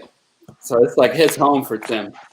And at this point, Tim starts to realize, like, this could still happen. He lost everything, but he could still get the restaurant. And he gets excited. And Jimmy starts to get excited, too. And so Jimmy started to show off the place. And he turns the gas stove on, and boom, explosion. We cut to black. We hear a heartbeat monitor. Beep, beep. Before long, the signal flatlines. Tim opens his eyes. In the hospital bed next to him, his brother Jimmy lies motionless. Doctors and nurses rushes in to save him. No luck, Jimmy's dead. Doctors explain that the death day paperwork that they both got mixed up. Tim was never meant to die that day. And to make matters worse, Tim gets a call from his lawyer. And through the power of attorney, as Tim was unconscious, the Kingpin drained all his bank accounts and all his assets. And he's sorry, but there's nothing he can do about it because it's legal. This is the lowest Tim has ever felt. And not only does he have no way to get that restaurant, he has no restaurant, he's got no money, but more importantly, the person he would turn to when in this time of need, his brother, gone. So Act 2 break. Tim decides to take revenge in the Kingpin and break into the black market and steal his money back. He has no idea how he's going to do this, but he's pissed and he's out of his mind and he's going to do it. So he manages to get his way all the way into the Kingpin's office. And once he gets in there, he's surprised to see Zoe's already there. Tim's shocked. Zoe's shocked. Well, what are you doing here? She's like, I just wanted to try to make things right. I'm trying to find your will docs. I'm going to steal them back for you. And at this point, Tim's like, don't worry about it. Like, it's already too late. He's already taken everything from me. And at this point, Tim's going to notice that on the security camera, Monty and the Kingpin are already coming back to the office. They bust in and they catch Zoe and Tim. And Tim, quick thinking, grabs the letter in the back of Kingpin's office, the unopened Death Day letter, and uses it as a diversion. He lights it on fire and throws it next to all the brandy and cognac bottles. And the Kingpin goes white. He runs after the burning letter. Monty pulls out his gun, tries to shoot Tim. Zoe slugs him in the face. Monty pulls the trigger, shoots the Kingpin dead. Tim runs, grabs Zoe, and rushes out of the restaurant. They're running through the street, and they come up to that same drawbridge. And it's up again. Crap. So they got one choice. They got two choices. They can either jump off that bridge and go into the rushed river down below, or they face Monty and the gun. Tim and Zoe look at each other, and they say, screw it. We're jumping. And they jump over, and they're down into the rushing river. Monty catches up, but he's not jumping. That's crazy. So he turns to go back to the black market, and he notices that's up in flames, and that fire trucks and cop cars are starting to come. He's cornered, and the jig is up. We come back to Tim and Zoe as they wash down the river. Miraculously, they climb out onto a rock, and stranded there amongst the flowing rapids, Tim and Zoe deliver one hell of a Hollywood ending kiss. What a time to be alive. A few weeks later, Tim is back in the bank again. This time, loan approved. As Tim's leaving, he's asked what he plans to name this restaurant. And Tim smiles and he looks up and he's like, Jimmy's. And that's a week and a day. Great. Nice job. Very cool. Got a lot of charisma, Thank Joe. you. Yeah. Blacked out. Be good in the room. Thank you. You did Thank great. you. Great. We got a lot of people really hooked in the whole time you were Sweet deal. pitching. Give me 1 second. Okay. I'm here. So, yeah. You got it. My biggest question, which is always my kind of my thing. He wants Tim wants this restaurant, and I guess my question is he in pursuit of it enough? Is he active enough in pursuit? Because there are a lot of times Jimmy jumps in at one point, if I understood correctly. At one point, Jimmy jumps in and says, "Here's the restaurant." Is that right? Yeah, near the end, after Tim's lost everything, Jimmy's like, "Hey, I went ahead and I got you the space, so we can do this." And right as soon as that happens, they get excited about it and they're able to do it, and an explosion happens, and that's what knocks them That's back. when it blows up, and then Yeah. So that's what happens right before. Yeah. So what I would think about is rather than having the brother give him the place, there's more impact on the protagonist if he's done something, worked hard, whatever he's had to do, jumped through a lot of hoops to get the restaurant, and he gets it. So you want Tim. But the idea of it blowing up and everything, the world going upside down, Midpoint, it all works. I think that's the second act more break. impact. I think it's the second act break. Okay. Yeah. Oh, it's the second act break. Okay. Still, again, when you give the protagonist, when another character gives the protagonist the objective, it's a little contrary to the typical to the narrative drive, because you've taken the action away from the protagonist. And just to build off on that, I think what John's trying to get at is that it makes Tim inactive in that moment, and it makes him more reactive. And typically speaking, the second act break is supposed to be like a moment of, I mean, ideally failure, if that's what you're trying to go for, but failure from his choice. Like, his flaw causes him to fail in a way where his life is destroyed. And in this case, it's sort of like, well, the bad thing comes from sort of this arbitrary random element of, oh, the death day letters were switched and his brother dies. But from the audience's point of view, it's actually kind of a good thing. The guy we've been following is sort of like, well, wait, he's alive, you know? So it's like kind of two different tonal purposes kind of coming together in one. And I think both work, but at the same time, you guys know what I'm trying to say? Yeah, I've thought of this. Which, and first off, really well done. This was super compelling. Oh, I agree. I was riveted. I could completely see it in my head. Thank you. So I have a few thoughts on kind of building off what Adam was saying. So just make sure I'm not confusing the names. I mean, side note, you might have some readers say Tim and Jim might be a little confusing on the page. But anyway, aside from that, so Tim wants the restaurant, and he has a week and a day to do this before he'll die. So he gets the restaurant before the end of Act 2, then loses the restaurant. So no more restaurant, but also he has plenty of time. And then the third act is a new objective, essentially. It's just getting revenge on the mob boss and getting his money. And I'm wondering if there's a way to keep that objective. And I think it's super close, because kind of tangentially working this in here, there, you know, the very ending when he names the restaurant after Jimmy, I feel like that would be the resolution of his flaw, if his flaw is that he wasn't thinking about Jimmy. If that, like, when Jimmy is mad at Tim for putting the Kingpin on his will, you said it was because the Kingpin's bad. I would revise that and say it's because Jimmy wanted to be on that will, and Tim was only thinking about himself, wasn't thinking about his brother, who will actually be there after, you know, the older brother dies. And I feel like it becomes, you know, it's selfishness. He's not thinking about his brother. And then end of Act 2, if his brother dies, you know, then the fact of they switched the letters becomes, you know, more significant for the arc, because now there's no way he can make it up to his brother unless he can do what he needs to do for his brother. And then I'm thinking, I don't necessarily want the restaurant to be totally gone. I want it to be almost gone. I want it to be that it is a step away from being gone, that the kingpin is taking that away, that, this restaurant is now, about to fall into the kingpin's clutches and Tim will never get it.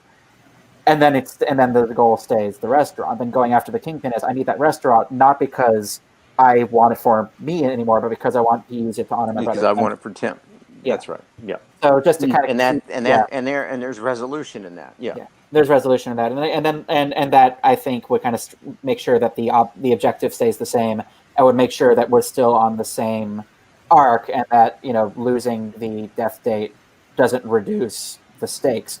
One thing that I would suggest is making sure, now that you've lost that ticking clock, to introduce a new ticking clock, which is why I would suggest the restaurant should still be there, but not for much longer.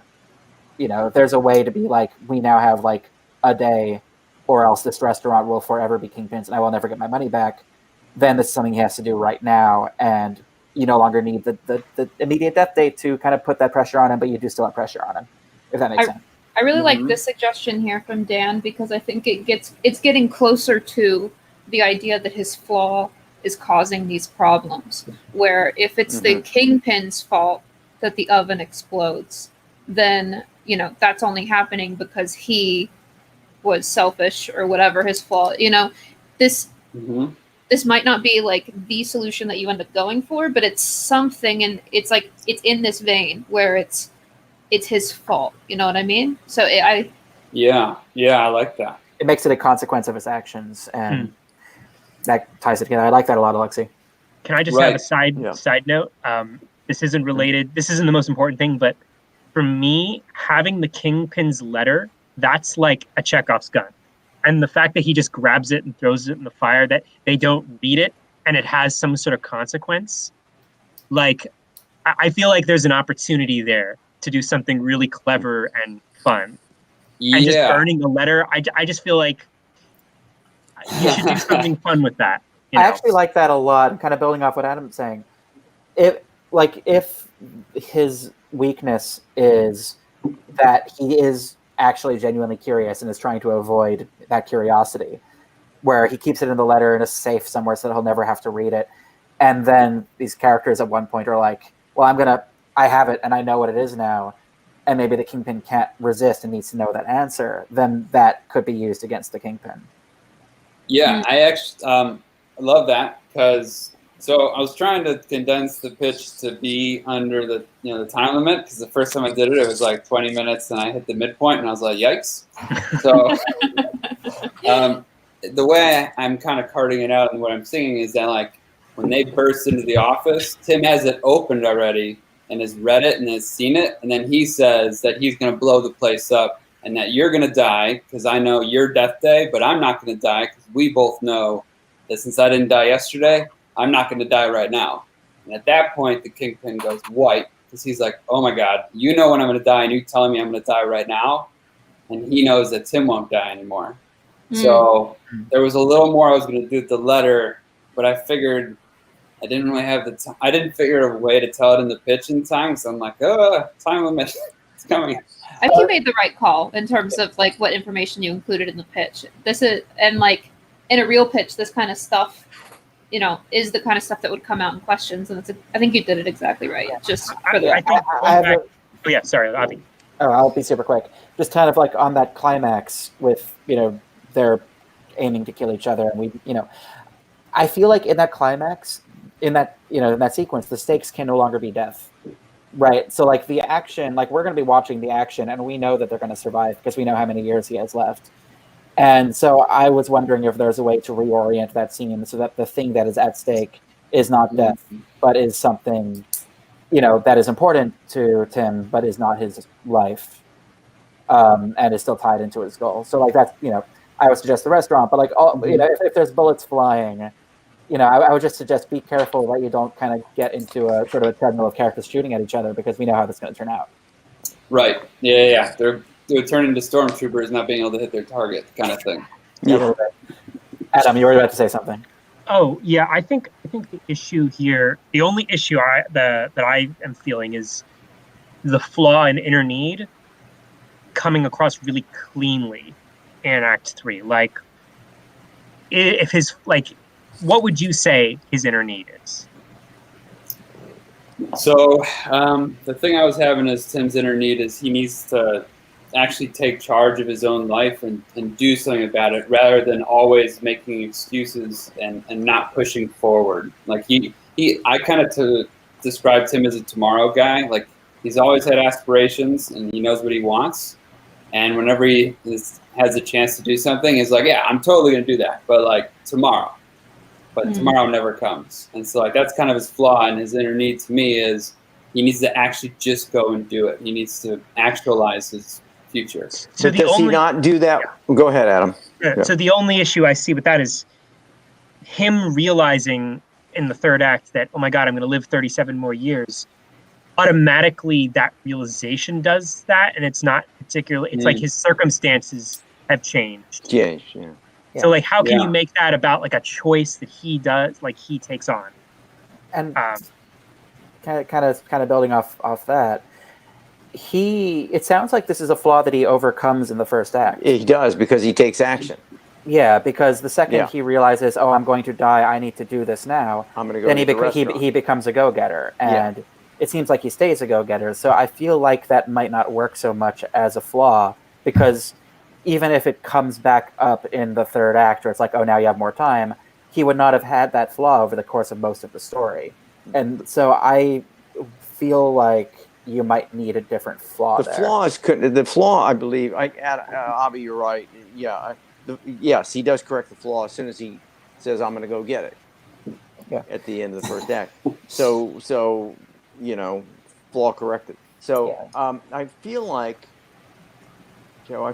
the flaw is connected, and I feel like there's more work to be done in a good way with the brother and the rivalry and the jealousy. And I think, the world that you've created is big, and it's fun, and it's interesting, and it's unique.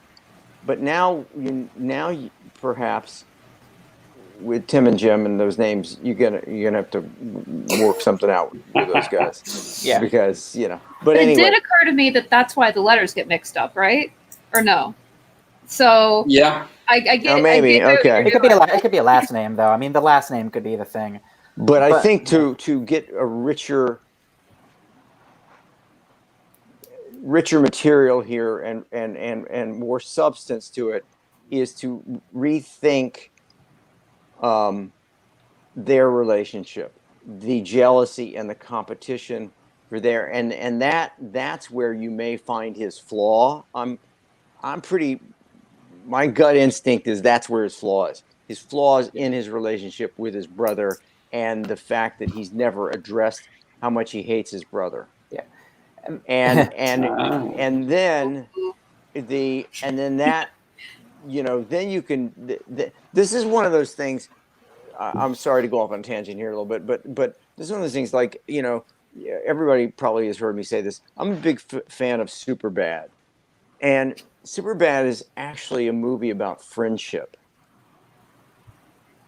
And people, the reason that film works is because those two guys at the end say, "I love you too, man, I love you," and they love each other. And yet it's this big bawdy comedy. So what you've got is, tonally, you've got a big, funny, crazy movie, which is all good. But the guts of it and the substance has to be grounded in something more significant for it to really build. And my instinct is that's where if I were your producer, I'd say let's spend some real time on the brothers. Yeah, but my thought on that is, you do have that wonderful moment where they have that fight in the middle. Like, I can't believe you signed him onto the will. If Tim's flaw is that he puts his own needs ahead of Jimmy's and never thinks about Jimmy's needs, and that is an issue because Jimmy has needs and they're just not being met, and he could meet them and he's not doing it, and that's a thing throughout the story. It makes it a deeply tragic story in a very good way, I think, because he realizes that he needs to care about his brother too late. And that's why when he achieves his own needs, he makes sure to dedicate them, to his brother. I think that would glue the whole thing together. So we Yeah, gotta. and Joe, yeah, I know Love we that. gotta go, but Joe, one suggestion, and this is going to sound crazy, but go back and look at Michael Clayton. It has nothing to do. It tonally and in every other. Oh, it's a great film, by the way. It's a great film, but tonally and it doesn't resemble this at all, except for there are several very intertwined brother relationships, and they all are they're used in a very minimal fashion. But Tony Gilroy, the writer, but man, does he hit them, and they are really significant beats. I mean, it's a drama, it's a real drama, but you might get something from that because there are three brothers in that movie, and man, those relationships are really killer, and they're so authentic. So Yeah, I still get the Netflix discs, so I'm gonna add that to my queue as soon as we end this. I hope it helps, but you'll see when you get into the movie, you'll see what I mean. Awesome. Well, thank you guys so much. Really appreciate everything. Thank Good you. job. Great Thanks, job. Joe. You did a great job. Thank you. Really Let's nice pick it job. up in That was the great. Discord. Yeah. So anybody has any ideas they want to share with Joe, pop on over into the Discord and we'll continue it there. All right. Bye, Joe. Bye, Joe. Bye, bye, guys. So now we have our Adam. final writer Hey. for the day. There we go. Alyssa. Hello. I think you might be. You're You muted. need to unmute yourself. Okay, I'm unmuted. Can you hear me now? Yeah. Now we can hear you. Okay, good. So hey, thanks for pitching today. I'm very upset that I had to follow 3 such good pitches. I'm really hoping they wouldn't do that good. Well, you know what? I'm sure that yours is great because I have read your tent poles. So we know we were confident putting you in the 4th spot that you would be great to close the show. So you got it. So do you want to tell us a little bit about yourself and your background and why you want to write this story? Sure. I am from Florida, but I've lived in Brooklyn for the past 14 years, and currently working as a assistant production editor at a scientific journal company. But prior to that, I spent 3 years working as proofreader at Marvel Comics. So I got to work on the art books for a lot of the late phase 1 movies. So that kind of gave me an interest in shifting a little bit from writing novels, which I've been focusing on, to writing scripts. That's awesome. Could you make sure? I think that your mic might be a little quiet. If you could, yeah, that's better. I think. Is that better? Yeah. There we go. Okay, cool. Yeah, great. And so, all right. Why did you want to write this story in particular? Well, I've always been a teenager at heart, so I tend to focus more on YA and teenage stories, and I wanted to focus on something that was a little more a big deal when I was a teenager, which was New Year's Eve 1999, which was a huge touchstone in culture for so long. And then I think after 1999 became 2000, we really didn't spend a lot of time talking about it. So it's both a teenage comedy, a coming of age story, and a time travel film. Wow. Exciting. Cool. So yeah, and I think that this is gonna. Let's see. Just yeah, as you speak, if I go like this, it just means that you're like it means that your mic might be a little quiet. There you go. Perfect. So, are you ready? Do you want to go ahead and tell us about it then? Tell us your. Sure. Let's do it. Late December 1999. Our protagonist is Cassie. She's a shy 16-year-old. She's, a good student. She's a good daughter to her very strict parents. And she's a good friend to her 2 best friends, Amanda and Sam. And one night while they're out having fun at a bowling alley, she runs into her crush, Gavin. And Gavin is just like the most. And so she is trying to, be a competent person and have a conversation with him. And he goes, "Oh, I'm having a New Year's Eve party at my house. Like, you should come." And she's just blown away by, like, what does this mean? Is this like him showing that he likes me back? Is this an interest? Is this him just being polite? And so, unfortunately for her, this invitation comes in front of Brittany, who also has designs on Gavin and is just giving her death glares. And so she's talking to her friends about how she got this invitation, and she's saying, it really sucks that I can't go. And her friends are like, "What are you talking about? Like, this is what you've been waiting for.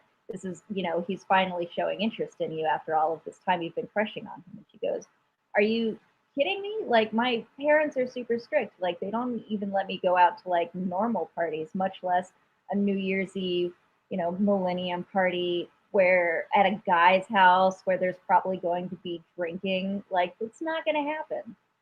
And her friends are like, "But what's he going to say if he invites you and you don't show up? Like, this is your big chance. You can't blow it." And she goes, "Okay, all right, let's come up with a plan."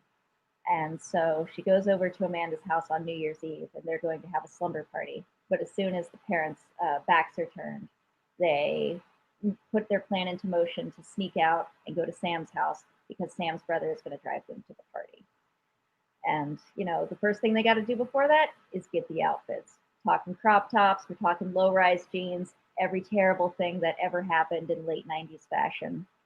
But they don't take into account having to walk in December 31st weather to their friend's house. So they're wearing ridiculous shoes. They're, not dressed appropriately for the weather. People are yelling at them as they're walking. They're getting blisters. They're freezing cold.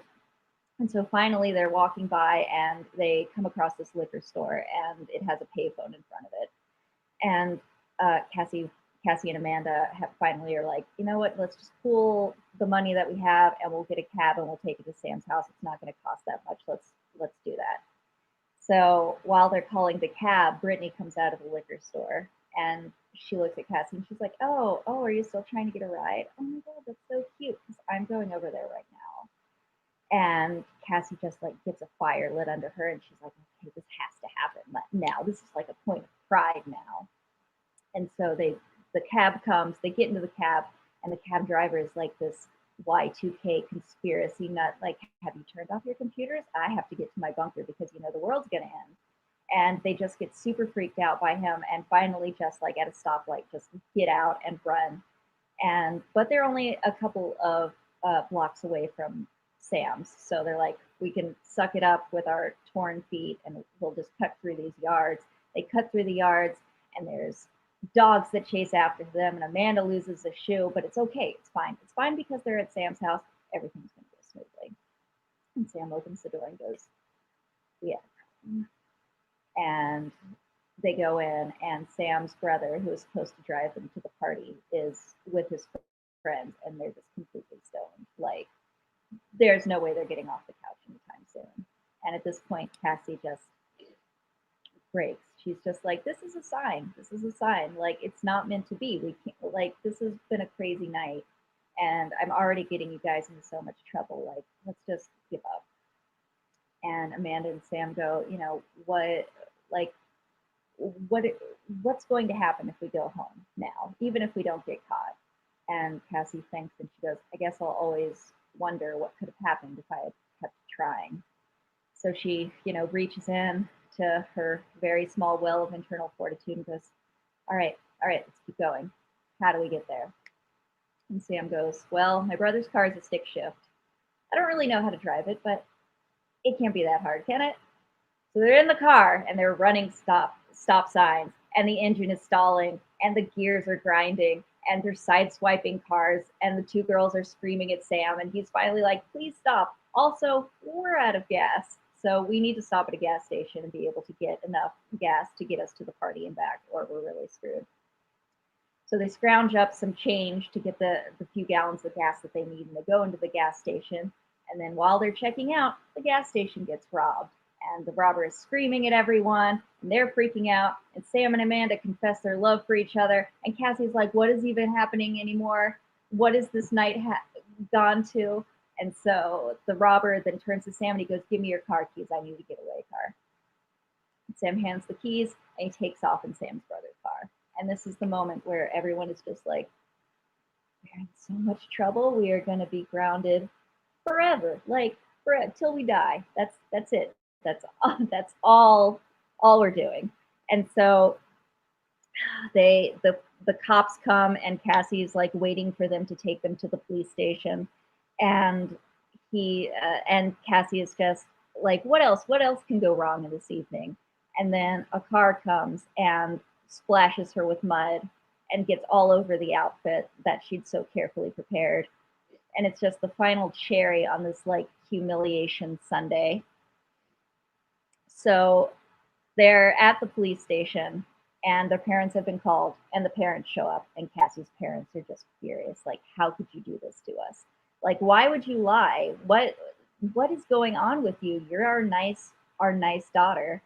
And Cassie finally has just been through so much tonight that she just breaks down, and she's just like, I didn't want to lie. I didn't want to, except I knew you were never going to let me go to this party.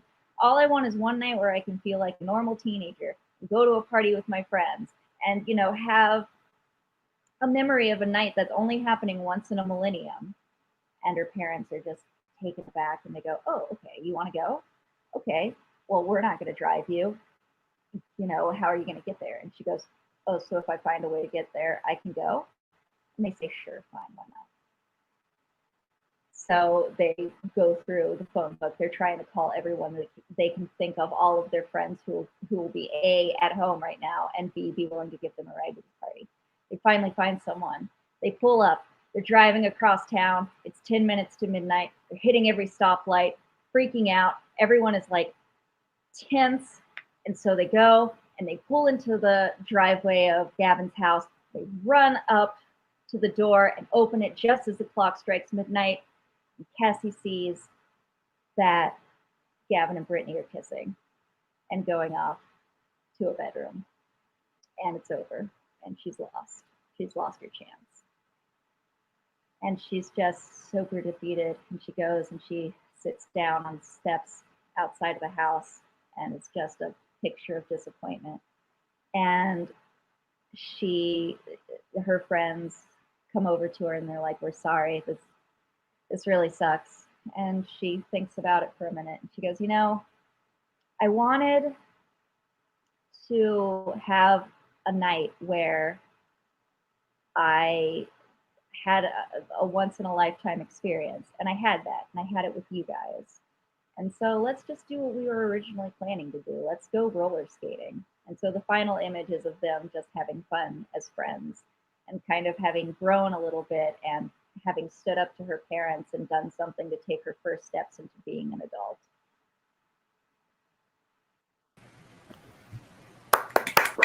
Great job. That's fabulous. You did fantastic. It is so incredibly hard to pitch character-driven things, and you did it phenomenally. You did an excellent job. What were you worried about? I did. I was you did great. With my husband last night, and I did the worst job possible, and he just kind of looked defeated. And so I was hoping for a bad dress rehearsal great opening night thing, so I was hoping that I would be able to come back to that humiliation. You did great. You did great. Yeah, I want to watch this movie already. It has everything that it needs. I think that it has an emotional core to it. It has a great arc. You're constantly throwing these obstacles in their path that aren't just like things they have to overcome, but they have consequences. I'm super into it. Like the notes that I have are not things I would want you to change about it so much as they're things that I feel like I want to kind of hear in the pitch on top of it. Where like one of the things that I was kind of wondering what you were telling it was, I kind of want a reminder of the clock, of like how much time do they really have to get to where they're going. And the other thing I was thinking is that scene at the end where Cassie stands up to her parents and says, I want to go to this party and live a life. it will work so strong if instead of at the beginning saying, oh, I don't think my parents will let me go, if there is a scene with her parents where the parents are saying, we will not let you go, and she takes it. And then there is? Yeah. Okay, great. Okay. Oh, We can't hear you. We lost your sound for like 2 seconds. I was saying I have a time limit here. Rare. Yeah, but okay, so that's good that you have, because if you have that scene at the beginning where the parents are like, you can't go, and she takes that and does not stand up, then when she stands up, that's monumental for her, and it comes at the right moment. So I'm super into it. What do you guys think? So yeah, I've got a couple little things. It's a lot of fun, and as I do all too often, but Martin Scorsese made a film years ago called After Hours. That if you haven't seen, you should see. And I've always thought I love After Hours. And it's I think it's Scorsese taking what appears to be a very minor idea and playing with it and building it into a film. And it's just a fantastic film. When you see it, you'll see why it resonates or why it made me think of this. A couple things with Kathy. I would also Cassie. With Cassie is I would also, in a very Disney way, I would kill one of the parents because. Of course you would, John. Yeah. There you go. Because what you're doing is and I know I say this all too often, you're diffusing the relationship by giving her two. So if you give her, maybe if you give her an overbearing mother, overbearing father, what she's doing and what's really beautiful about this is that she's establishing independence. She's worked so hard at being goody. And this is where she finally takes action and establishes her own independence. A couple things. Adam, you were going to say something, I think. Oh, I mean, it's funny you mentioned Superbad before because there's a lot of structural similarities. Yes. To that and Booksmart too. There's a wonderful genre, the wonderful genre of teen, the last night before graduation, let's do something crazy movies, and like I love that genre. I think it's great. The one thing I feel like, first of all, I think everything works.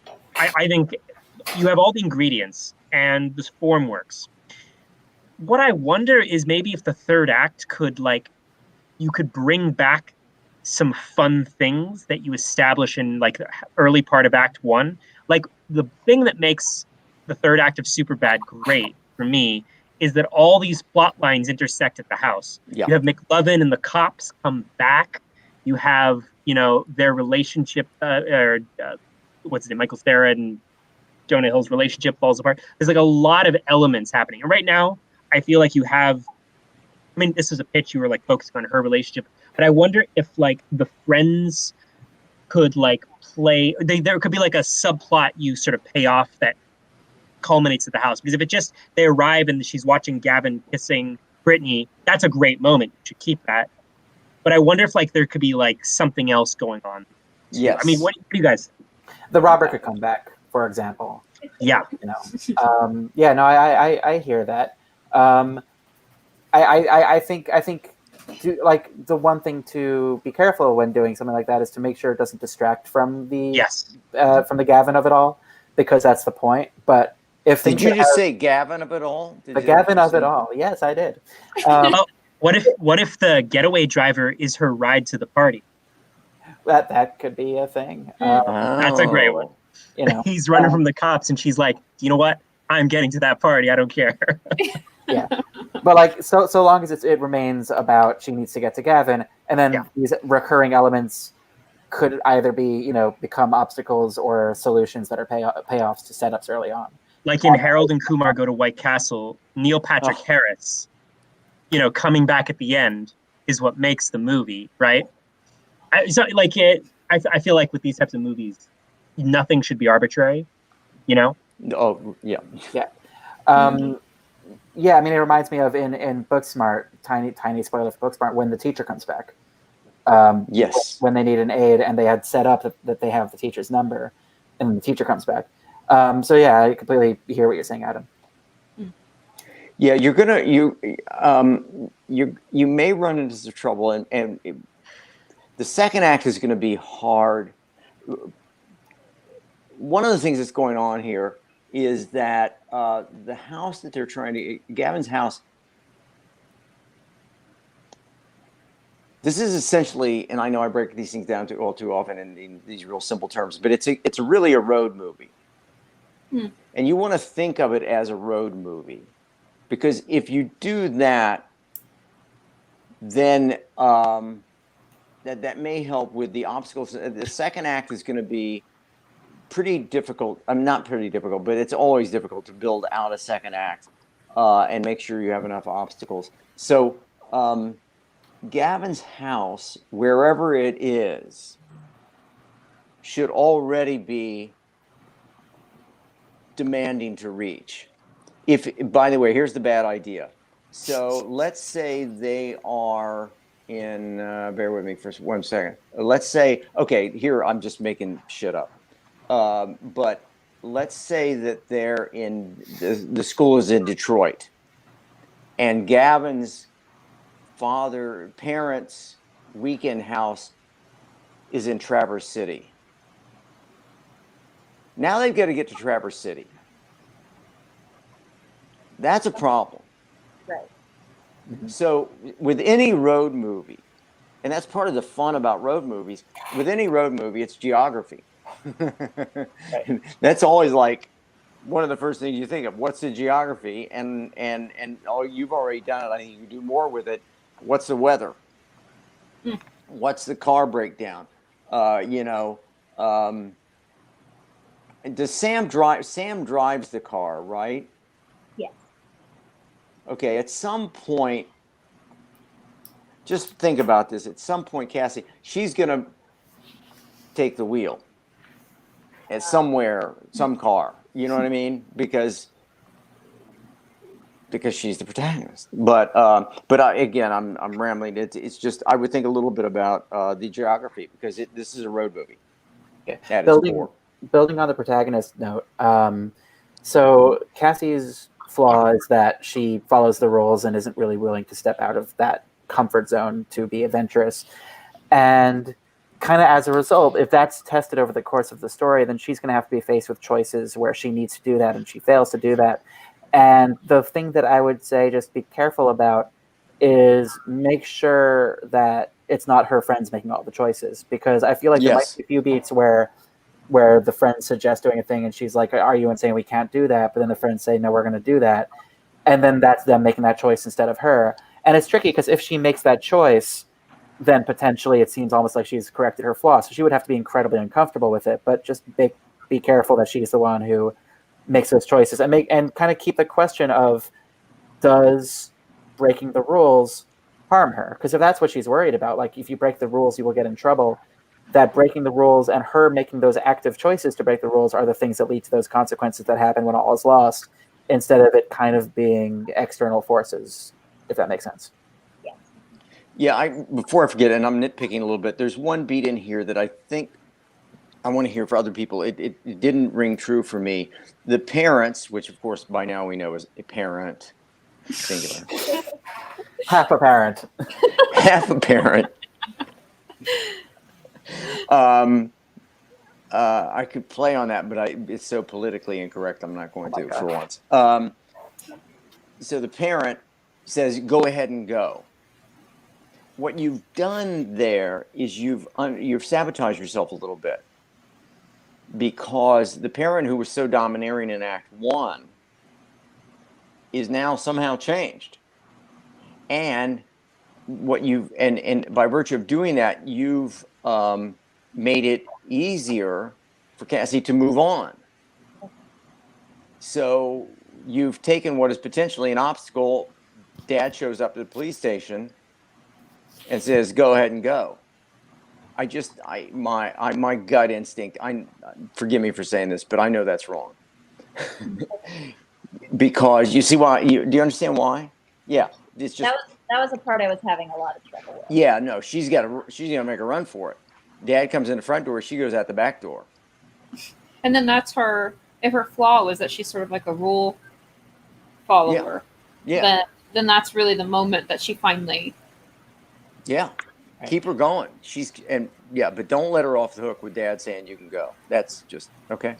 That's part of why I like that when she finally stands up to the parent, and the parent say, like they let her go. That's still kind of qualified of like only if you can get yourself there.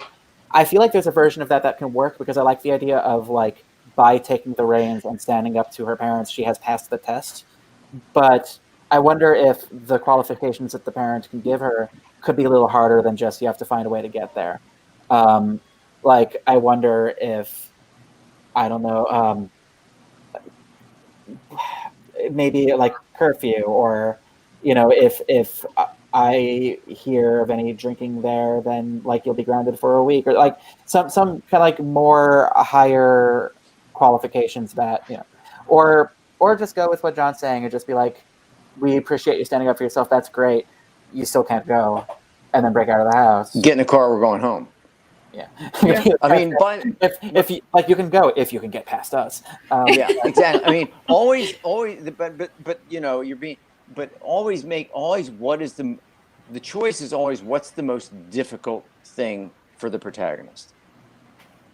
It's never the easiest thing because that diminishes conflict. So it's what's the most difficult thing. Dad says, get in the car, you're going home. She steals Dad's car. I don't know, but something.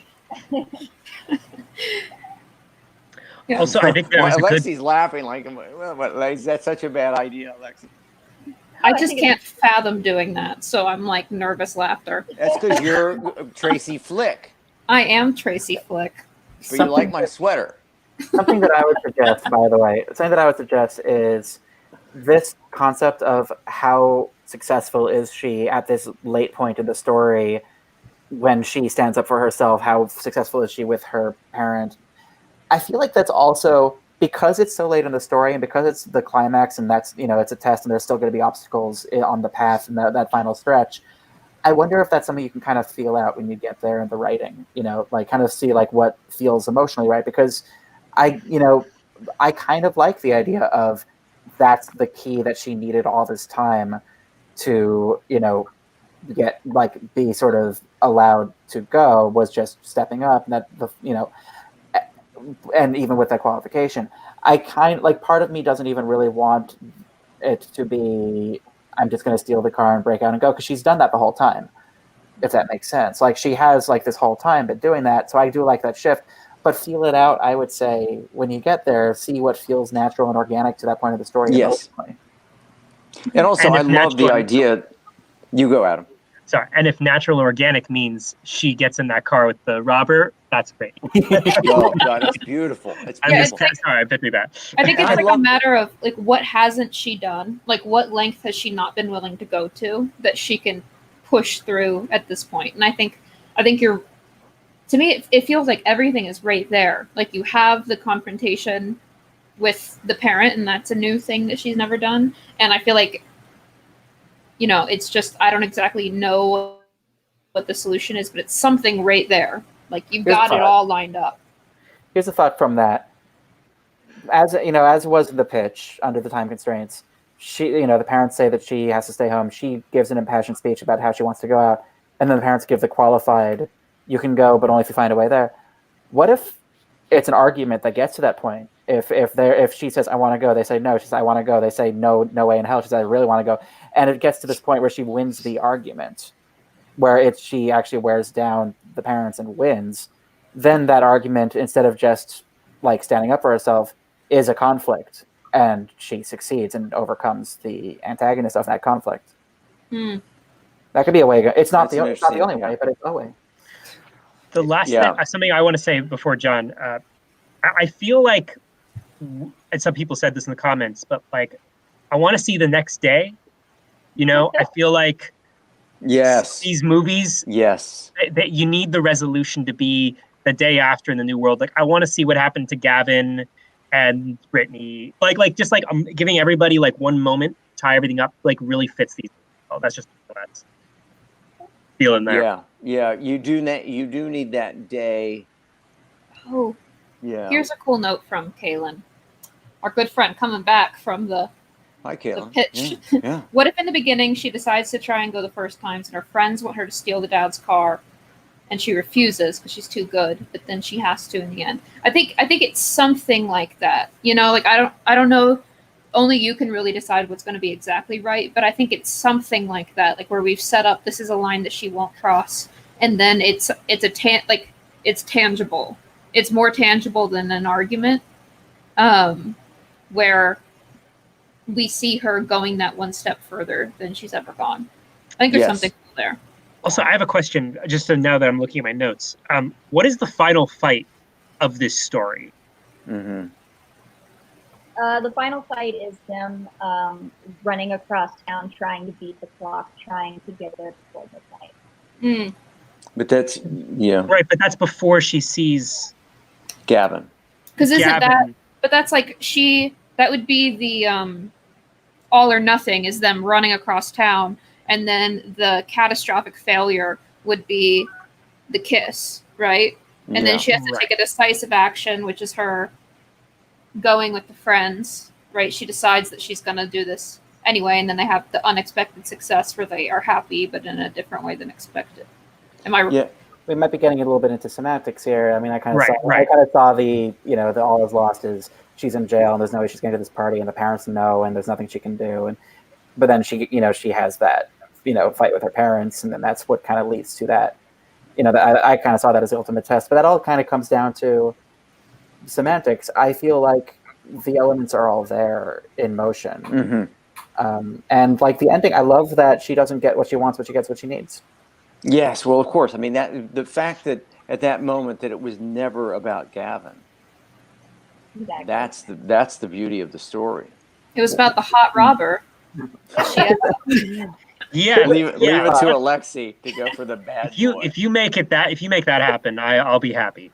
Not that means anything to you. Yeah. Just conceptually. And Adam will finance the movie if you can do that rewrite. He will write the check for the movie. I have to tell you real quick. You know how bad I am with my anecdotes, but I think this resonates, and I think maybe this. I love this story. I heard this story 1,000 years ago. This friend of mine, her name was Susan, and she had a very, very terrible father, a very domineering father, and she went away. She was like 16 or 17, and she went away for summer camp. And she had always wanted pierced ears, which just seems so insignificant, right? She always has wanted to get her ears pierced, for you put earring, what you do with it. Why am I telling you? Anyway, and so she was 15 or 16, and she came back from summer camp, and when her parents picked her up, she had pierced ears. And her father was livid and got in the car and slammed the door, and her mother whispered to her, "I'm so proud of you." Oh. And it's a beautiful moment. And I'm going to renege. I'm going to go back up on my kill mom. If mom is the mentor, and mom said, I'm just extrapolating from that because I think that story has stayed with me for 40 years. It's a beautiful story that the mom is like, "Oh, thank God, he's a bastard, and we all know it. And you got your fucking ears pierced, and that's a beautiful thing. You're free." You know what I mean? Is there anything there? Does that make any sense to anybody or not? Yeah. I think that's really sweet. And I actually have a note that's kind of in that vein. So at the end of this pitch, Cassie's like, "Well, I didn't get what I want, but I realized what matters to me, and let's do what we were going to do. Let's go skating or bowling or whichever thing it was. I forget what the activity was. But I was thinking on that, her need wasn't to spend time with her friends. That seemed kind of sordid. Her need was to become a rule breaker. So I almost want her to say, it's okay that I didn't get Gavin. Let's go spray paint graffiti under the bridge. Let's go rob a liquor store. Let's go smash some cars at the junkie." What were you saying? She becomes the robber. Yes, that's why she needs to get with the bad boy. But like, if there was something where it's like, if it's sort of set up early on, there's something she always wanted to do, that was a rule breaking thing that wasn't super relevant to the plot. Ending of the story could be, I wanted to go do that thing now because I can now. Yeah. Yeah, because her friends are there. She's good with the friends. So I don't think that's something she needs to figure out. But Well, the great. pieces are all here. I mean, Yeah. it's going to take a little refining, but the pieces are there. It's really nice. Yeah. Great job. Let's go kill Space Science. Thanks so And there's much. no zombie for a change. For once, there's no zombie. Nice job. It's only the first draft. It's true. Let's see what happens. Yeah, there may be a zombie. Yeah, later. The robbers Don't talk to Avi too much. Don't take too much advice. You'll Wait, eventually Yeah, get because you'll dropped. have a zombie and werewolf. Wait, here's a note. The robber is a zombie. Oh, And Jesus Christ. a hot zombie. A hot robber zombie. Yes. Yeah. Thanks so much, Alyssa. Thank you for Thank pitching you. and Nice job. for taking it home. Let's see. 1 sec. Great. There we go. Alrighty. Wow, our first pitch week. It was good. Woo! Yeah, we Yeah. will. We had That's people awesome. giving fantastic advice in the comments and giving really great notes. And we had And even four. the four of us gave a little almost. We good did advice. We did I. All right, guys. Coffee class next week, though. Let's All right. announce that. I real just want to say real quick. Those are 4 really cool ideas, weren't they? Yeah. Yeah, they Yeah. were really good. Yeah, They're really by the good. way, there are 4 really cool ideas. Yeah. They're all fantastic. I love it. I'm excited to read them all. And Alexie, you are a fantastic host. Oh, thank you. Thank You you. just realized she's been hosting the last 20 of these, John. Wait, I Wait. just know. I But was I just invisible. noticed. I was I just invisible. noticed tonight. Who is that? Yeah. Where did she come I from? just. Oh, Wait, Alexie, Adam, has you've she been on these fantastic? too? She's been fantastic the whole time. I just. No, you did a great job. She's great. Thanks. Um, Thanks. What are we doing next week, Alexie? We are doing, which is a good, coming of age story, building off of Alyssa's Ladybird. Oh, love that. What a great movie. Is that yours? It's my pick. It is my Yeah. pick, so I'm gonna break it. And part of what I really like about it is I think that the writer didn't hold back with the flaw. I think that was excellently Yeah. done. And I think that they also did a really good job with the antagonist, because she's still a sympathetic, like, she's understandable, she sucks, but you get it, and all that, the antagonist and the flaw work together really, really well throughout. So It's just a great movie. it's fantastic, and it's on Netflix, so you all can stream that. We're gonna try to avoid the rental situation from now on if we can help it. Right. So yeah, All right, guys. Great. Let's see you guys next week. Fun. Anybody? Thank you. Thanks, everybody. Yeah.